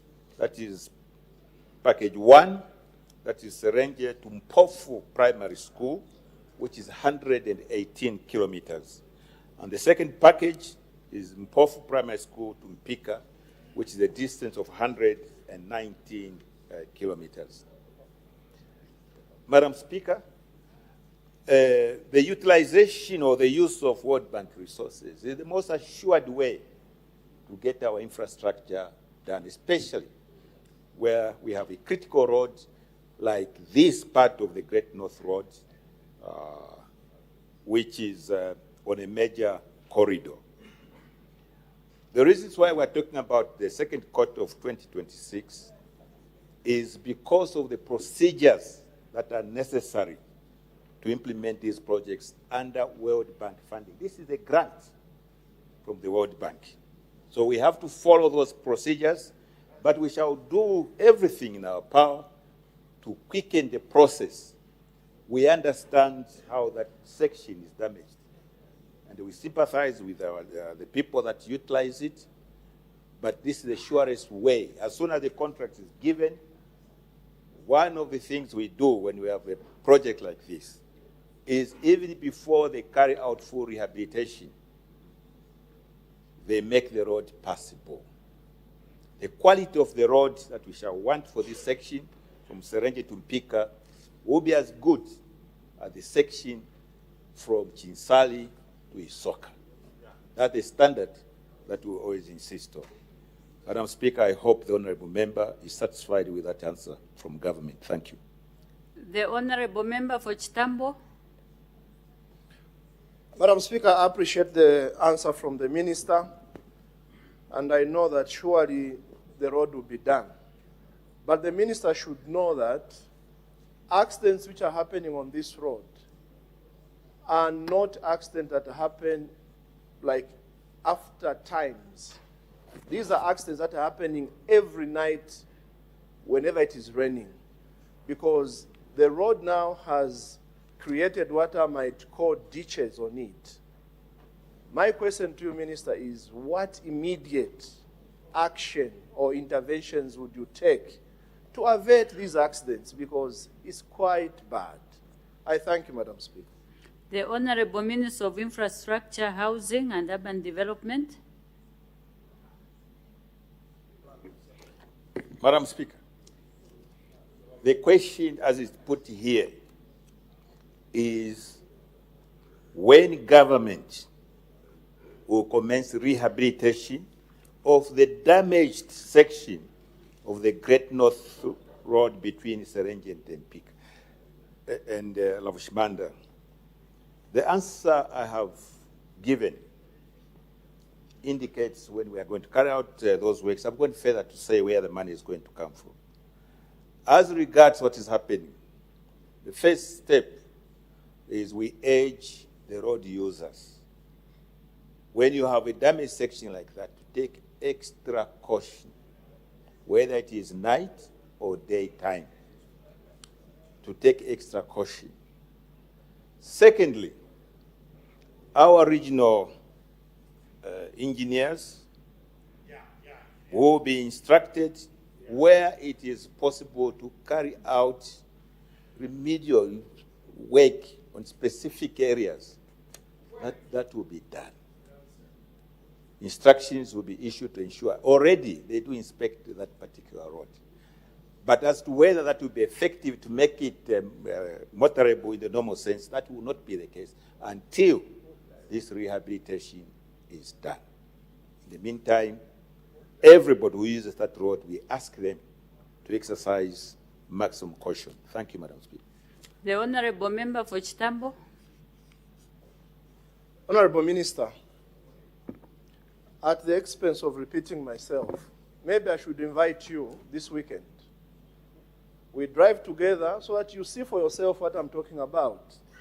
Madam Speaker, it's a situation where even pause now because truckers are diverting from the road, going into electricity pole lines, causing a danger. One pole even fell down and the whole road was affected. So, Madam Speaker, my next question is, Honourable Minister, are you willing, are you ready to drive with me so that you go and see for yourself? Then you instruct the regional engineer in Kabwe, there and then, to work on this stretch we are talking about because it's very dangerous. I thank you, Madam Speaker. The Honourable Minister of Infrastructure, Housing and Urban Development. Madam Speaker, I like traversing the length and breadth of this country. I enjoy doing that. And to accompany him is not an issue. But what he's talking about is common on a number of roads. I can mention here a number of roads where motorists have to leave what used to be tar and they drive somewhere else. A number of roads. For example, the Livingston-Sisheke Road. See, quite bad. We are concerned about all these sections of our roads. This particular one, we are lucky that the World Bank have come in and said they are going to fund it, and that's why we are pushing that all the processes are done as quickly as possible. Let the Honourable Member work with government in promoting even greater safety awareness until such time as the road is fully repaired. The Honourable Member will remember I issuing a statement here on that stretch. Yes, I think Mr. Remember will remember. Where people during the rain season, those of our women selling roasted maize, I made a statement here that the road is in such a bad condition that truck drivers don't have to stop. The women just go there, and the truck drivers are moving at the normal speed on that condition, and they're able to transact. That's how bad the road was, and that's how bad the road is now. So we are aware of the state of the road. That's why we engaged the World Bank to say, please, please, please, help fund us. This is a major road. When time allows, we shall be on the road. But that will not increase greater awareness. We are aware of the state of that particular road. Thank you, Madam Speaker. Thank you. The last member, the Honourable Member for Chiengi. Thank you so much. Madam Speaker, I really feel for those who drive on this road, including myself. Madam Speaker, this is a road which is a death trap as we speak. I would like to find out from the minister, since you spoke about the $270 million which has been given to the government by the World Bank, why is this money going to be released in the second quarter? Is the money being tied to the elections? Thank you, Madam Speaker. The Honorable Minister of Infrastructure, Housing and Urban Development. Madam Speaker, those who seek the office of the President must understand certain conditionalities from multilateral institutions, such as the World Bank. It's not that they give you a bag containing 270 million and say, start. No. There are certain processes that they have to go through to allow for the disbursement. That disbursement has not occurred yet. They're going through this process. It's not the Zambian process. It is the World Bank process that will ensure that in that quarter, that is when the disbursement will start. But in the meantime, we have initiated the procurement process so that we will have a contractor ready so that when the disbursement starts, they can start the works. So when she becomes president, we shall be there to advise her. Thank you, Madam Speaker. Thank you. Next question. The Honorable Member for Nchelenge. Thank you, Madam Speaker, once more. Question 170. The Honorable Minister of Green Economy and Environment.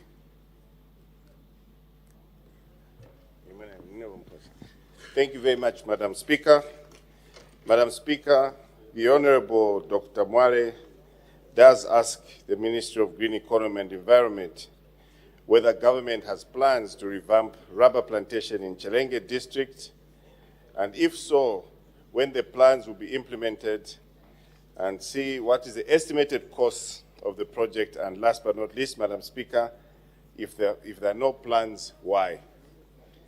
Madam Speaker, in our attempts to respond to the question, yes, government through the Ministry of Green Economy and Environment does have plans to revamp the rubber plantation to restore the original intent of establishing a viable rubber industry in Zambia.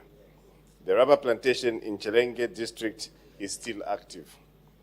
Madam Speaker, by way of a bit of background, the Zambia Rubber Research Group was established in 1988 by major domestic rubber users. Those are Dunlop, Consolidated Tire Services, as well as Butter Shoe Company, to develop a commercially viable rubber plantation industry situate to Zambia's condition.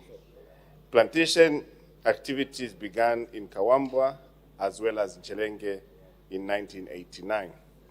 Madam Speaker, in 1995, the project was transferred to the Forestry Department, whose role focused on establishing and managing the rubber trees as a source of raw materials for the industry.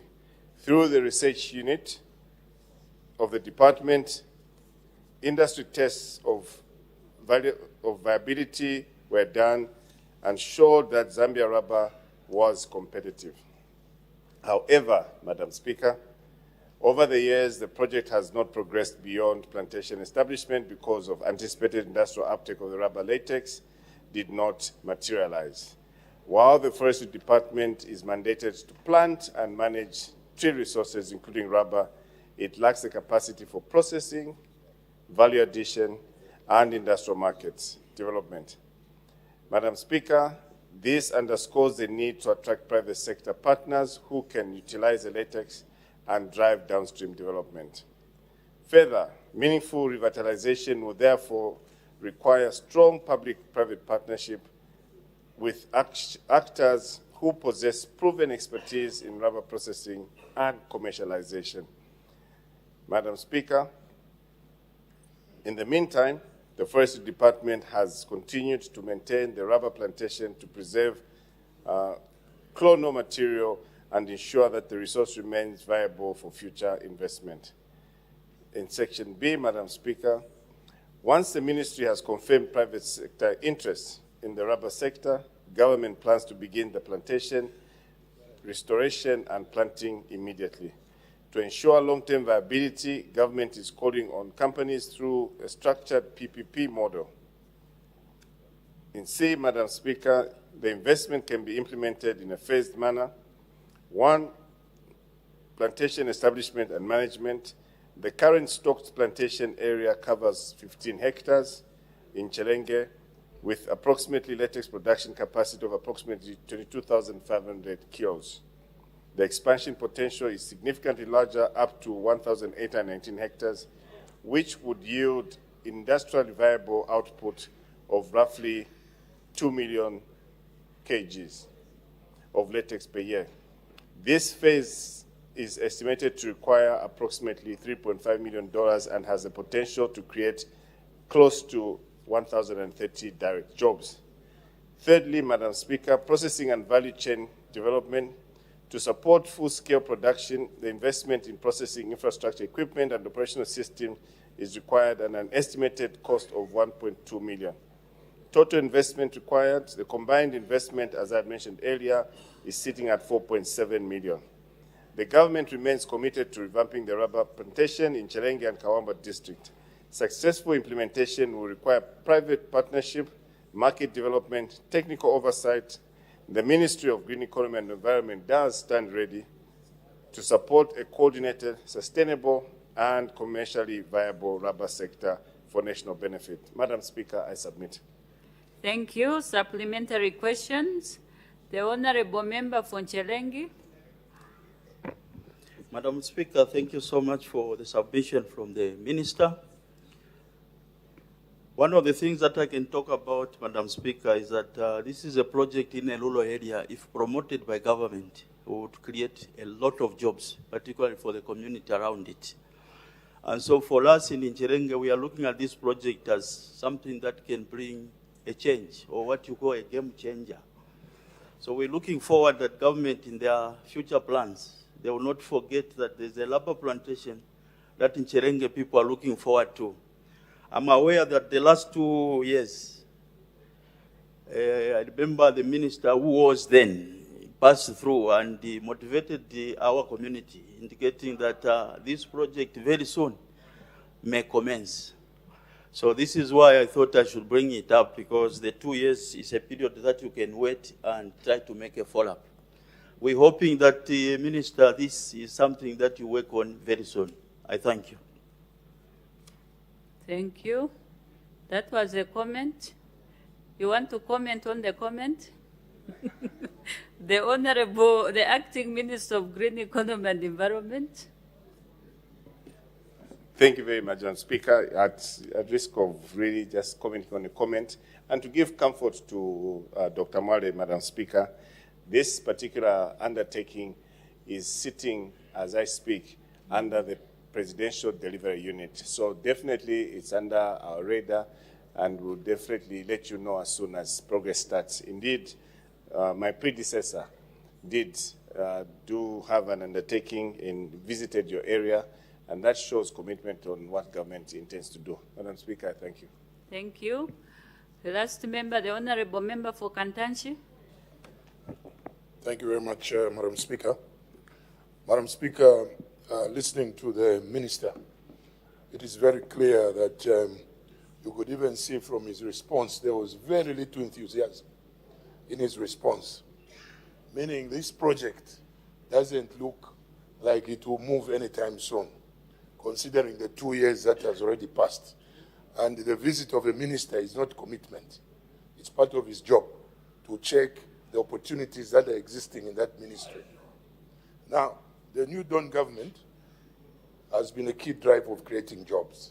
I just want to understand why such a very important industry, the rubber industry, which in certain countries in the southeast of Asia, that is the mainstay of the economy, why we have left the opportunity of creating over 1,000 jobs in a rural constituency, in the province, which is one of the poorest in the country, to the potential he's talking about. Is there any genuine reason why? Thank you, Madam Speaker. The Acting Minister of Green Economy and Environment. Thank you very much, Madam Speaker. Madam Speaker, sometimes my demeanor does not show that we're very excited about these projects. Madam Speaker, the UPND government is pro-private sector, and we have been on record, my colleague Minister of Commerce, Trade and Industry, and indeed all other cabinet ministers have been inviting as much private sector as we possibly can into our country. Now, Madam Speaker, one of the few challenges that we're faced with in actually turning this economy around very, very quickly, as we may have done it when we just got into government, was that the various pieces of legislation were very inhibitive as to how we can address some of these issues.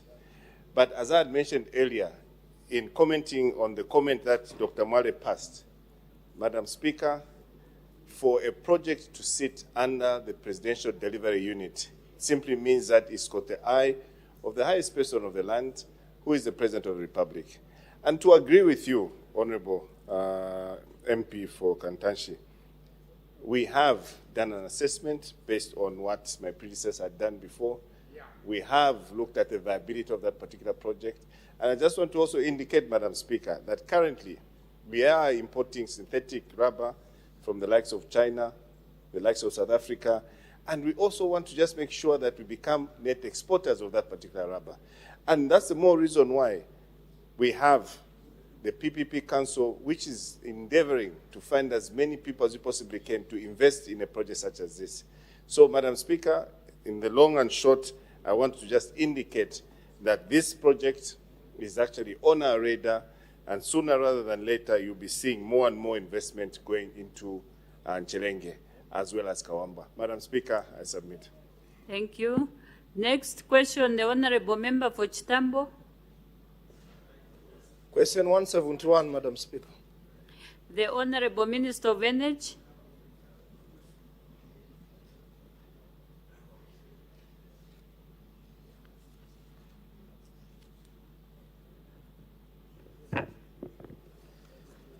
Thank you, Madam Speaker. The Honorable Member for Chitambo Parliamentary Constituency is asking the Minister of Energy a question in three parts.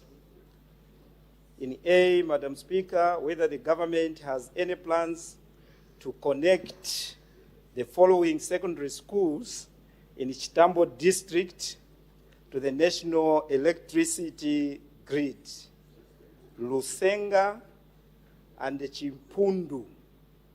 In B, if so, when the plans will be implemented. And in C, if there are no such plans, why? Madam Speaker, our response is as follows. Yes, the government of the Republic of Zambia, through the Rural Electrification Authority, REA, has plans to connect schools in Chitambo district to the national electricity grid, and that is Lusenga and Chimpundu. In B, according to Rural Electrification Master Plan, the above-mentioned secondary schools are earmarked for electrification in 2029, subject to availability of funds. However, government will consider electrifying Lusenga and Chimpundu earlier than planned under the accelerated program towards universal access to electricity. And in C, Madam Speaker, plans are in place. I thank you, Madam Speaker. Thank you. Supplementary questions? There's nothing. The last question, the Honorable Member for Kasenengwa. Is not there. Okay. The question lapses. We move to private member's motion. The Honorable Member for Kanchivia.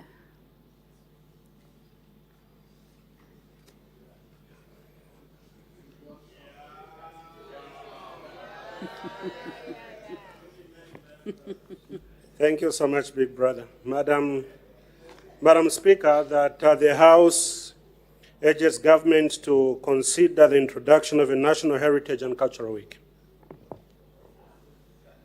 Is the motion seconded? Seconded, Madam Speaker. Seconded by the Honorable Member for Narolo. The question is that this House urges the government to introduce a National Heritage and Cultural Week. Any debate?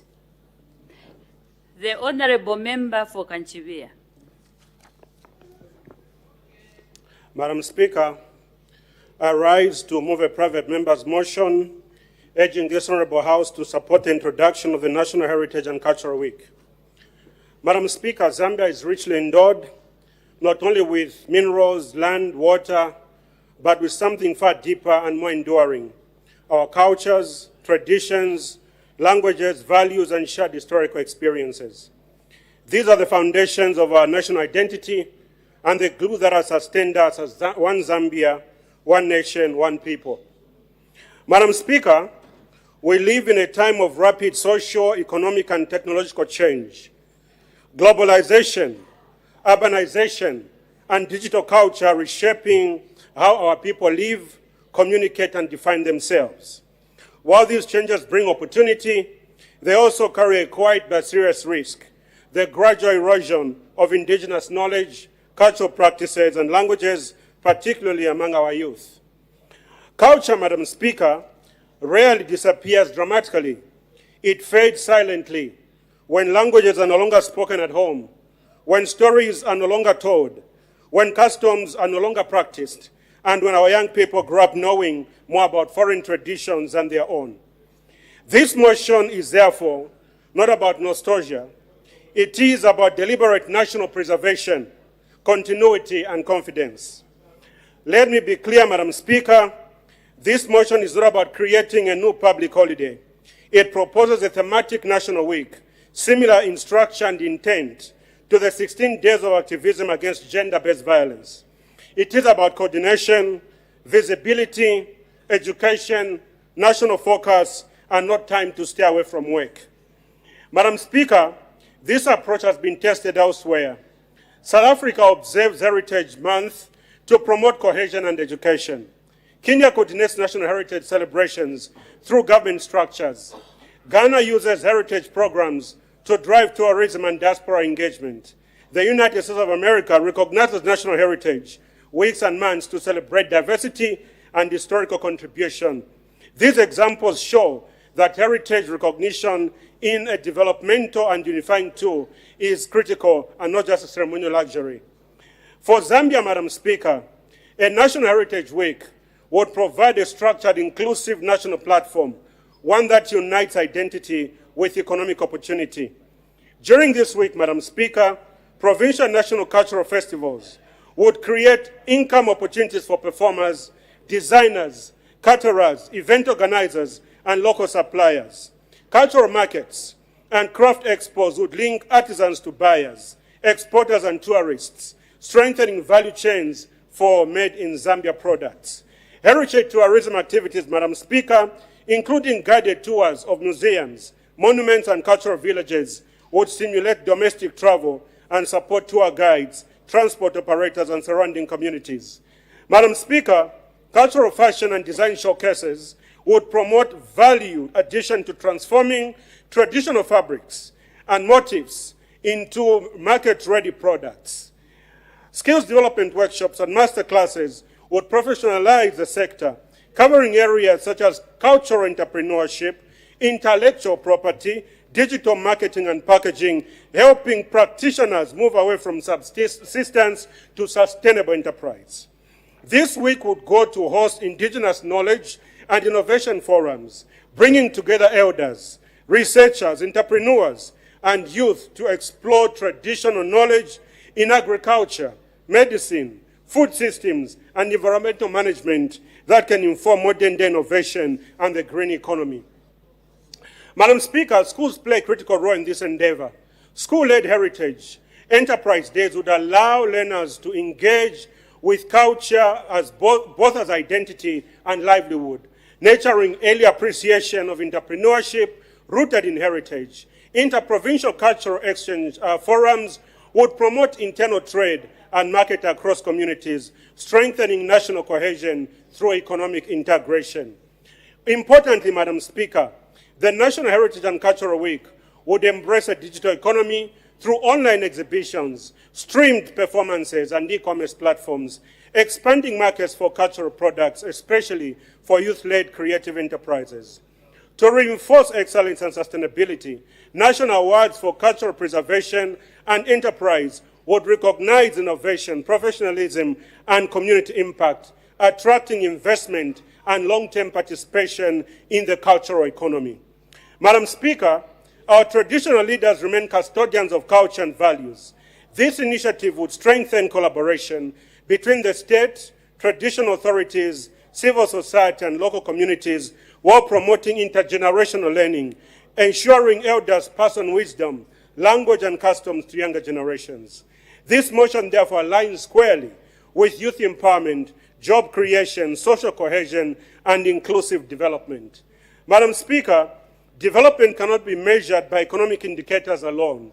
Roads, mines, and factories matter, but they do not define a nation. People do, values do, culture does.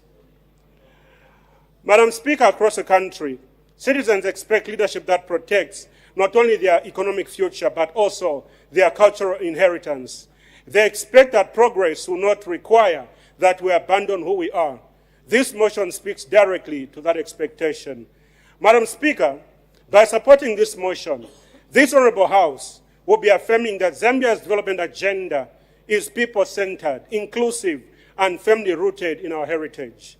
I therefore urge honorable members to support the introduction of a National Heritage and Cultural Week, not as a holiday, but as a national commitment to identity, to unity, and sustainable development.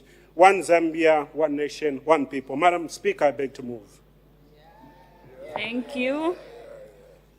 Does the seconder wish to speak now or later? Now, Madam Speaker. The Honorable Member for Nalolo. Madam Speaker, I would like to thank the Honorable Member for Kanchiwia, who looks very immaculate, for moving this non-controversial motion. Madam Speaker, as you may see, I should have also dressed in the apparel of our traditional cousins, the newly traditional cousins, our Bemba people. I should have dressed like them. But I discovered that they have no traditional wear, Madam Speaker. On a lighter note, so I plead to the conscience of this House to adopt the Sisiva as the official traditional wear. Madam Speaker, my support for this motion is not ceremonial. It is very strategic at a time when globalization and modern media has eroded our own heritage and culture as a country. Madam Speaker, our heritage and culture is not about the past. It is about who we are and where we come from and what we can become tomorrow. Madam Speaker, when you look at our country, from the Mchinga Escarpment to the beautiful Barossa Plains, from the Kalene Hills to the hot Luangwa Valley, our people, from time immemorial, in their diversity, have been united with their culture, and this is what defines the very fabric of the unity of this country. Madam Speaker, when you look at our country, 73 tribes, and still living without ever having a civil war, it shows you how rich our culture is and the need to preserve it. The introduction of a Heritage and Cultural Week is not political, and it is not about grandstanding. It is about preserving what really brings us together. Madam Speaker, not too long ago, we had a traditional ceremony, common as it is the Komboka, and we saw Mwine Lubemba being invited there. And the mix in the cultures shows you how rich our country is in culture.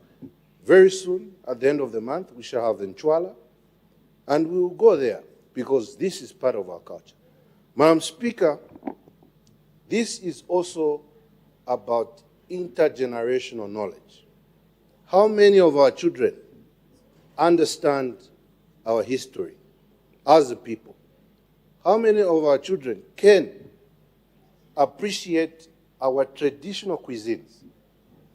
And more recently, when the president of Ghana came through, we saw how our own people frowned upon a traditional attire, the fugu, the Ghanaian attire.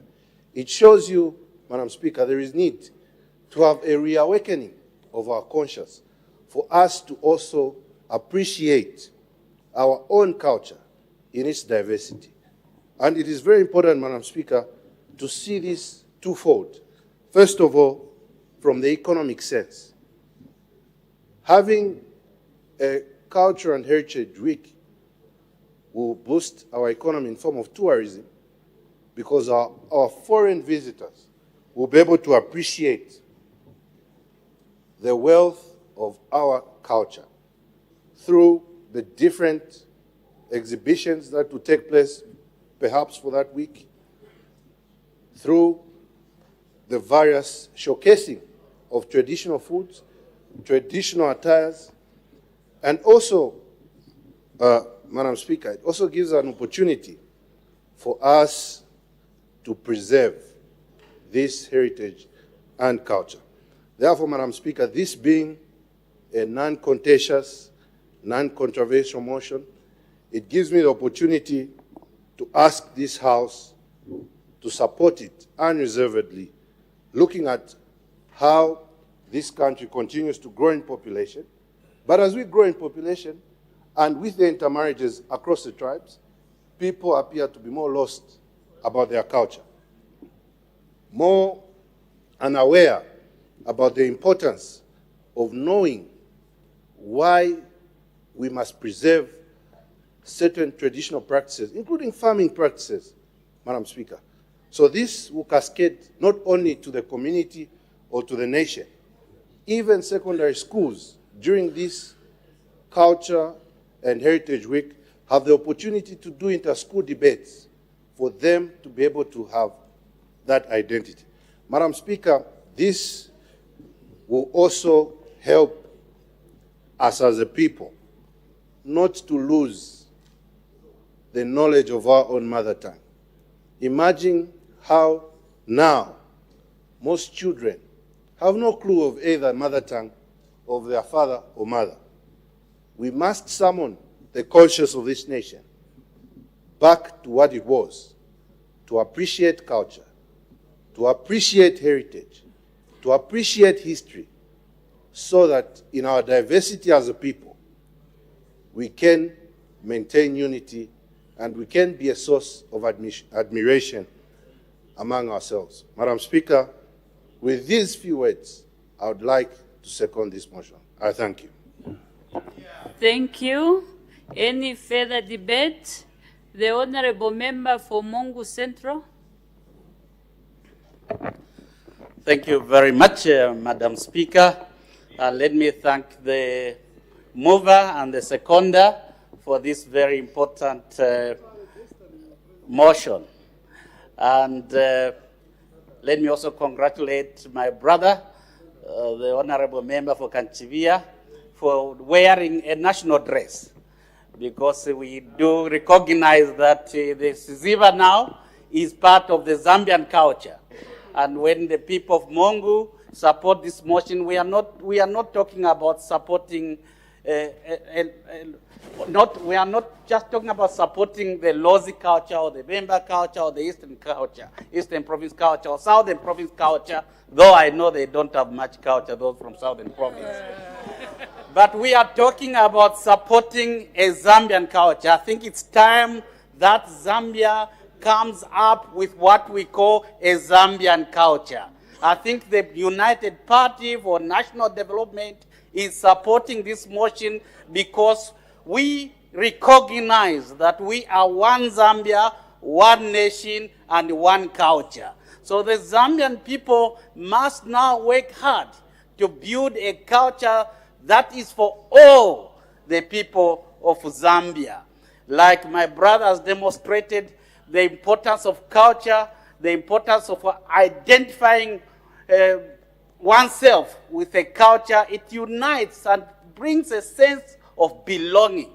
So it's very important that even as we support this motion, as the Party for United, Party for National Development, we do not believe anybody is against this motion because we are a very progressive party. Culture shapes individuals. It provides a sense of belonging. It guides behavior. It promotes values. It promotes norms. It fosters social cohesion. So it's very, very important that this motion is supported by progressive people, both on your left, Madam Speaker, and on your right. And we are very sure with what we are doing now, my people from Southern Province who, for a change, have a culture as well. That's why we are very keen, us from Mungu Central, to support this motion. I thank you, Madam Speaker, because I don't intend to speak after the break. The people of Mungu want to place it on record that we are in full support of this motion. And I believe everybody from the UPND is 100% in support of this motion. Thank you very much, Brother Chanda, my brother, for bringing this motion. I thank you, Madam Speaker. Thank you. The Honorable Member for Kantanshi. Madam Speaker, thank you very much. As I rise to support this motion, Madam Speaker, I have a few observations I would like to make. Not too long ago, when I was young, UNIP used to have what they used to call Humanism Week. That was a week to reflect on being good to your friend and to your family and general respect. So, not to waste the time of the House, I think I support the motion. Thank you, Madam Speaker. As the time is 16:40 hours, I suspend business for 20 minutes for health break. Good afternoon. Thank you so much for still being with us on Parliament Television. Business of the House has been suspended for a 20 minutes health break, and I will expect business of the House to resume at about 17 hours. And the House is considering a private member's motion that has been moved by Kanchiwi, a member of Parliament, Mr. Sunday Chanda. This is titled, Introduce a National Heritage and Cultural Week, that this House urges the government to introduce a National Heritage and Cultural Week. And this motion has been seconded by Nalolo, Member of Parliament, Mr. Imanga Wamnyima. And at the time business was being suspended, on the floor of the House was Kantanshi, Member of Parliament, Mr. Anthony Mumba, adding his voice to this private member's motion. And so when business resumes, we expect Kantanshi, Member of Parliament, to continue with his debate. The House did start sitting at 14:30 hours, and Madam Speaker did make 3 announcements. And thereafter, there was a presentation of one government bill by our Honourable Vice President, and of course, a consideration of 2 urgent questions, understanding Order 82, and 6 ordinary questions, understanding Order 80. Right now, we go for a break. We'll be back at 17 hours. Stay glued right here on Parliament TV as we endeavour to bring in Parliament closer to you. Good afternoon.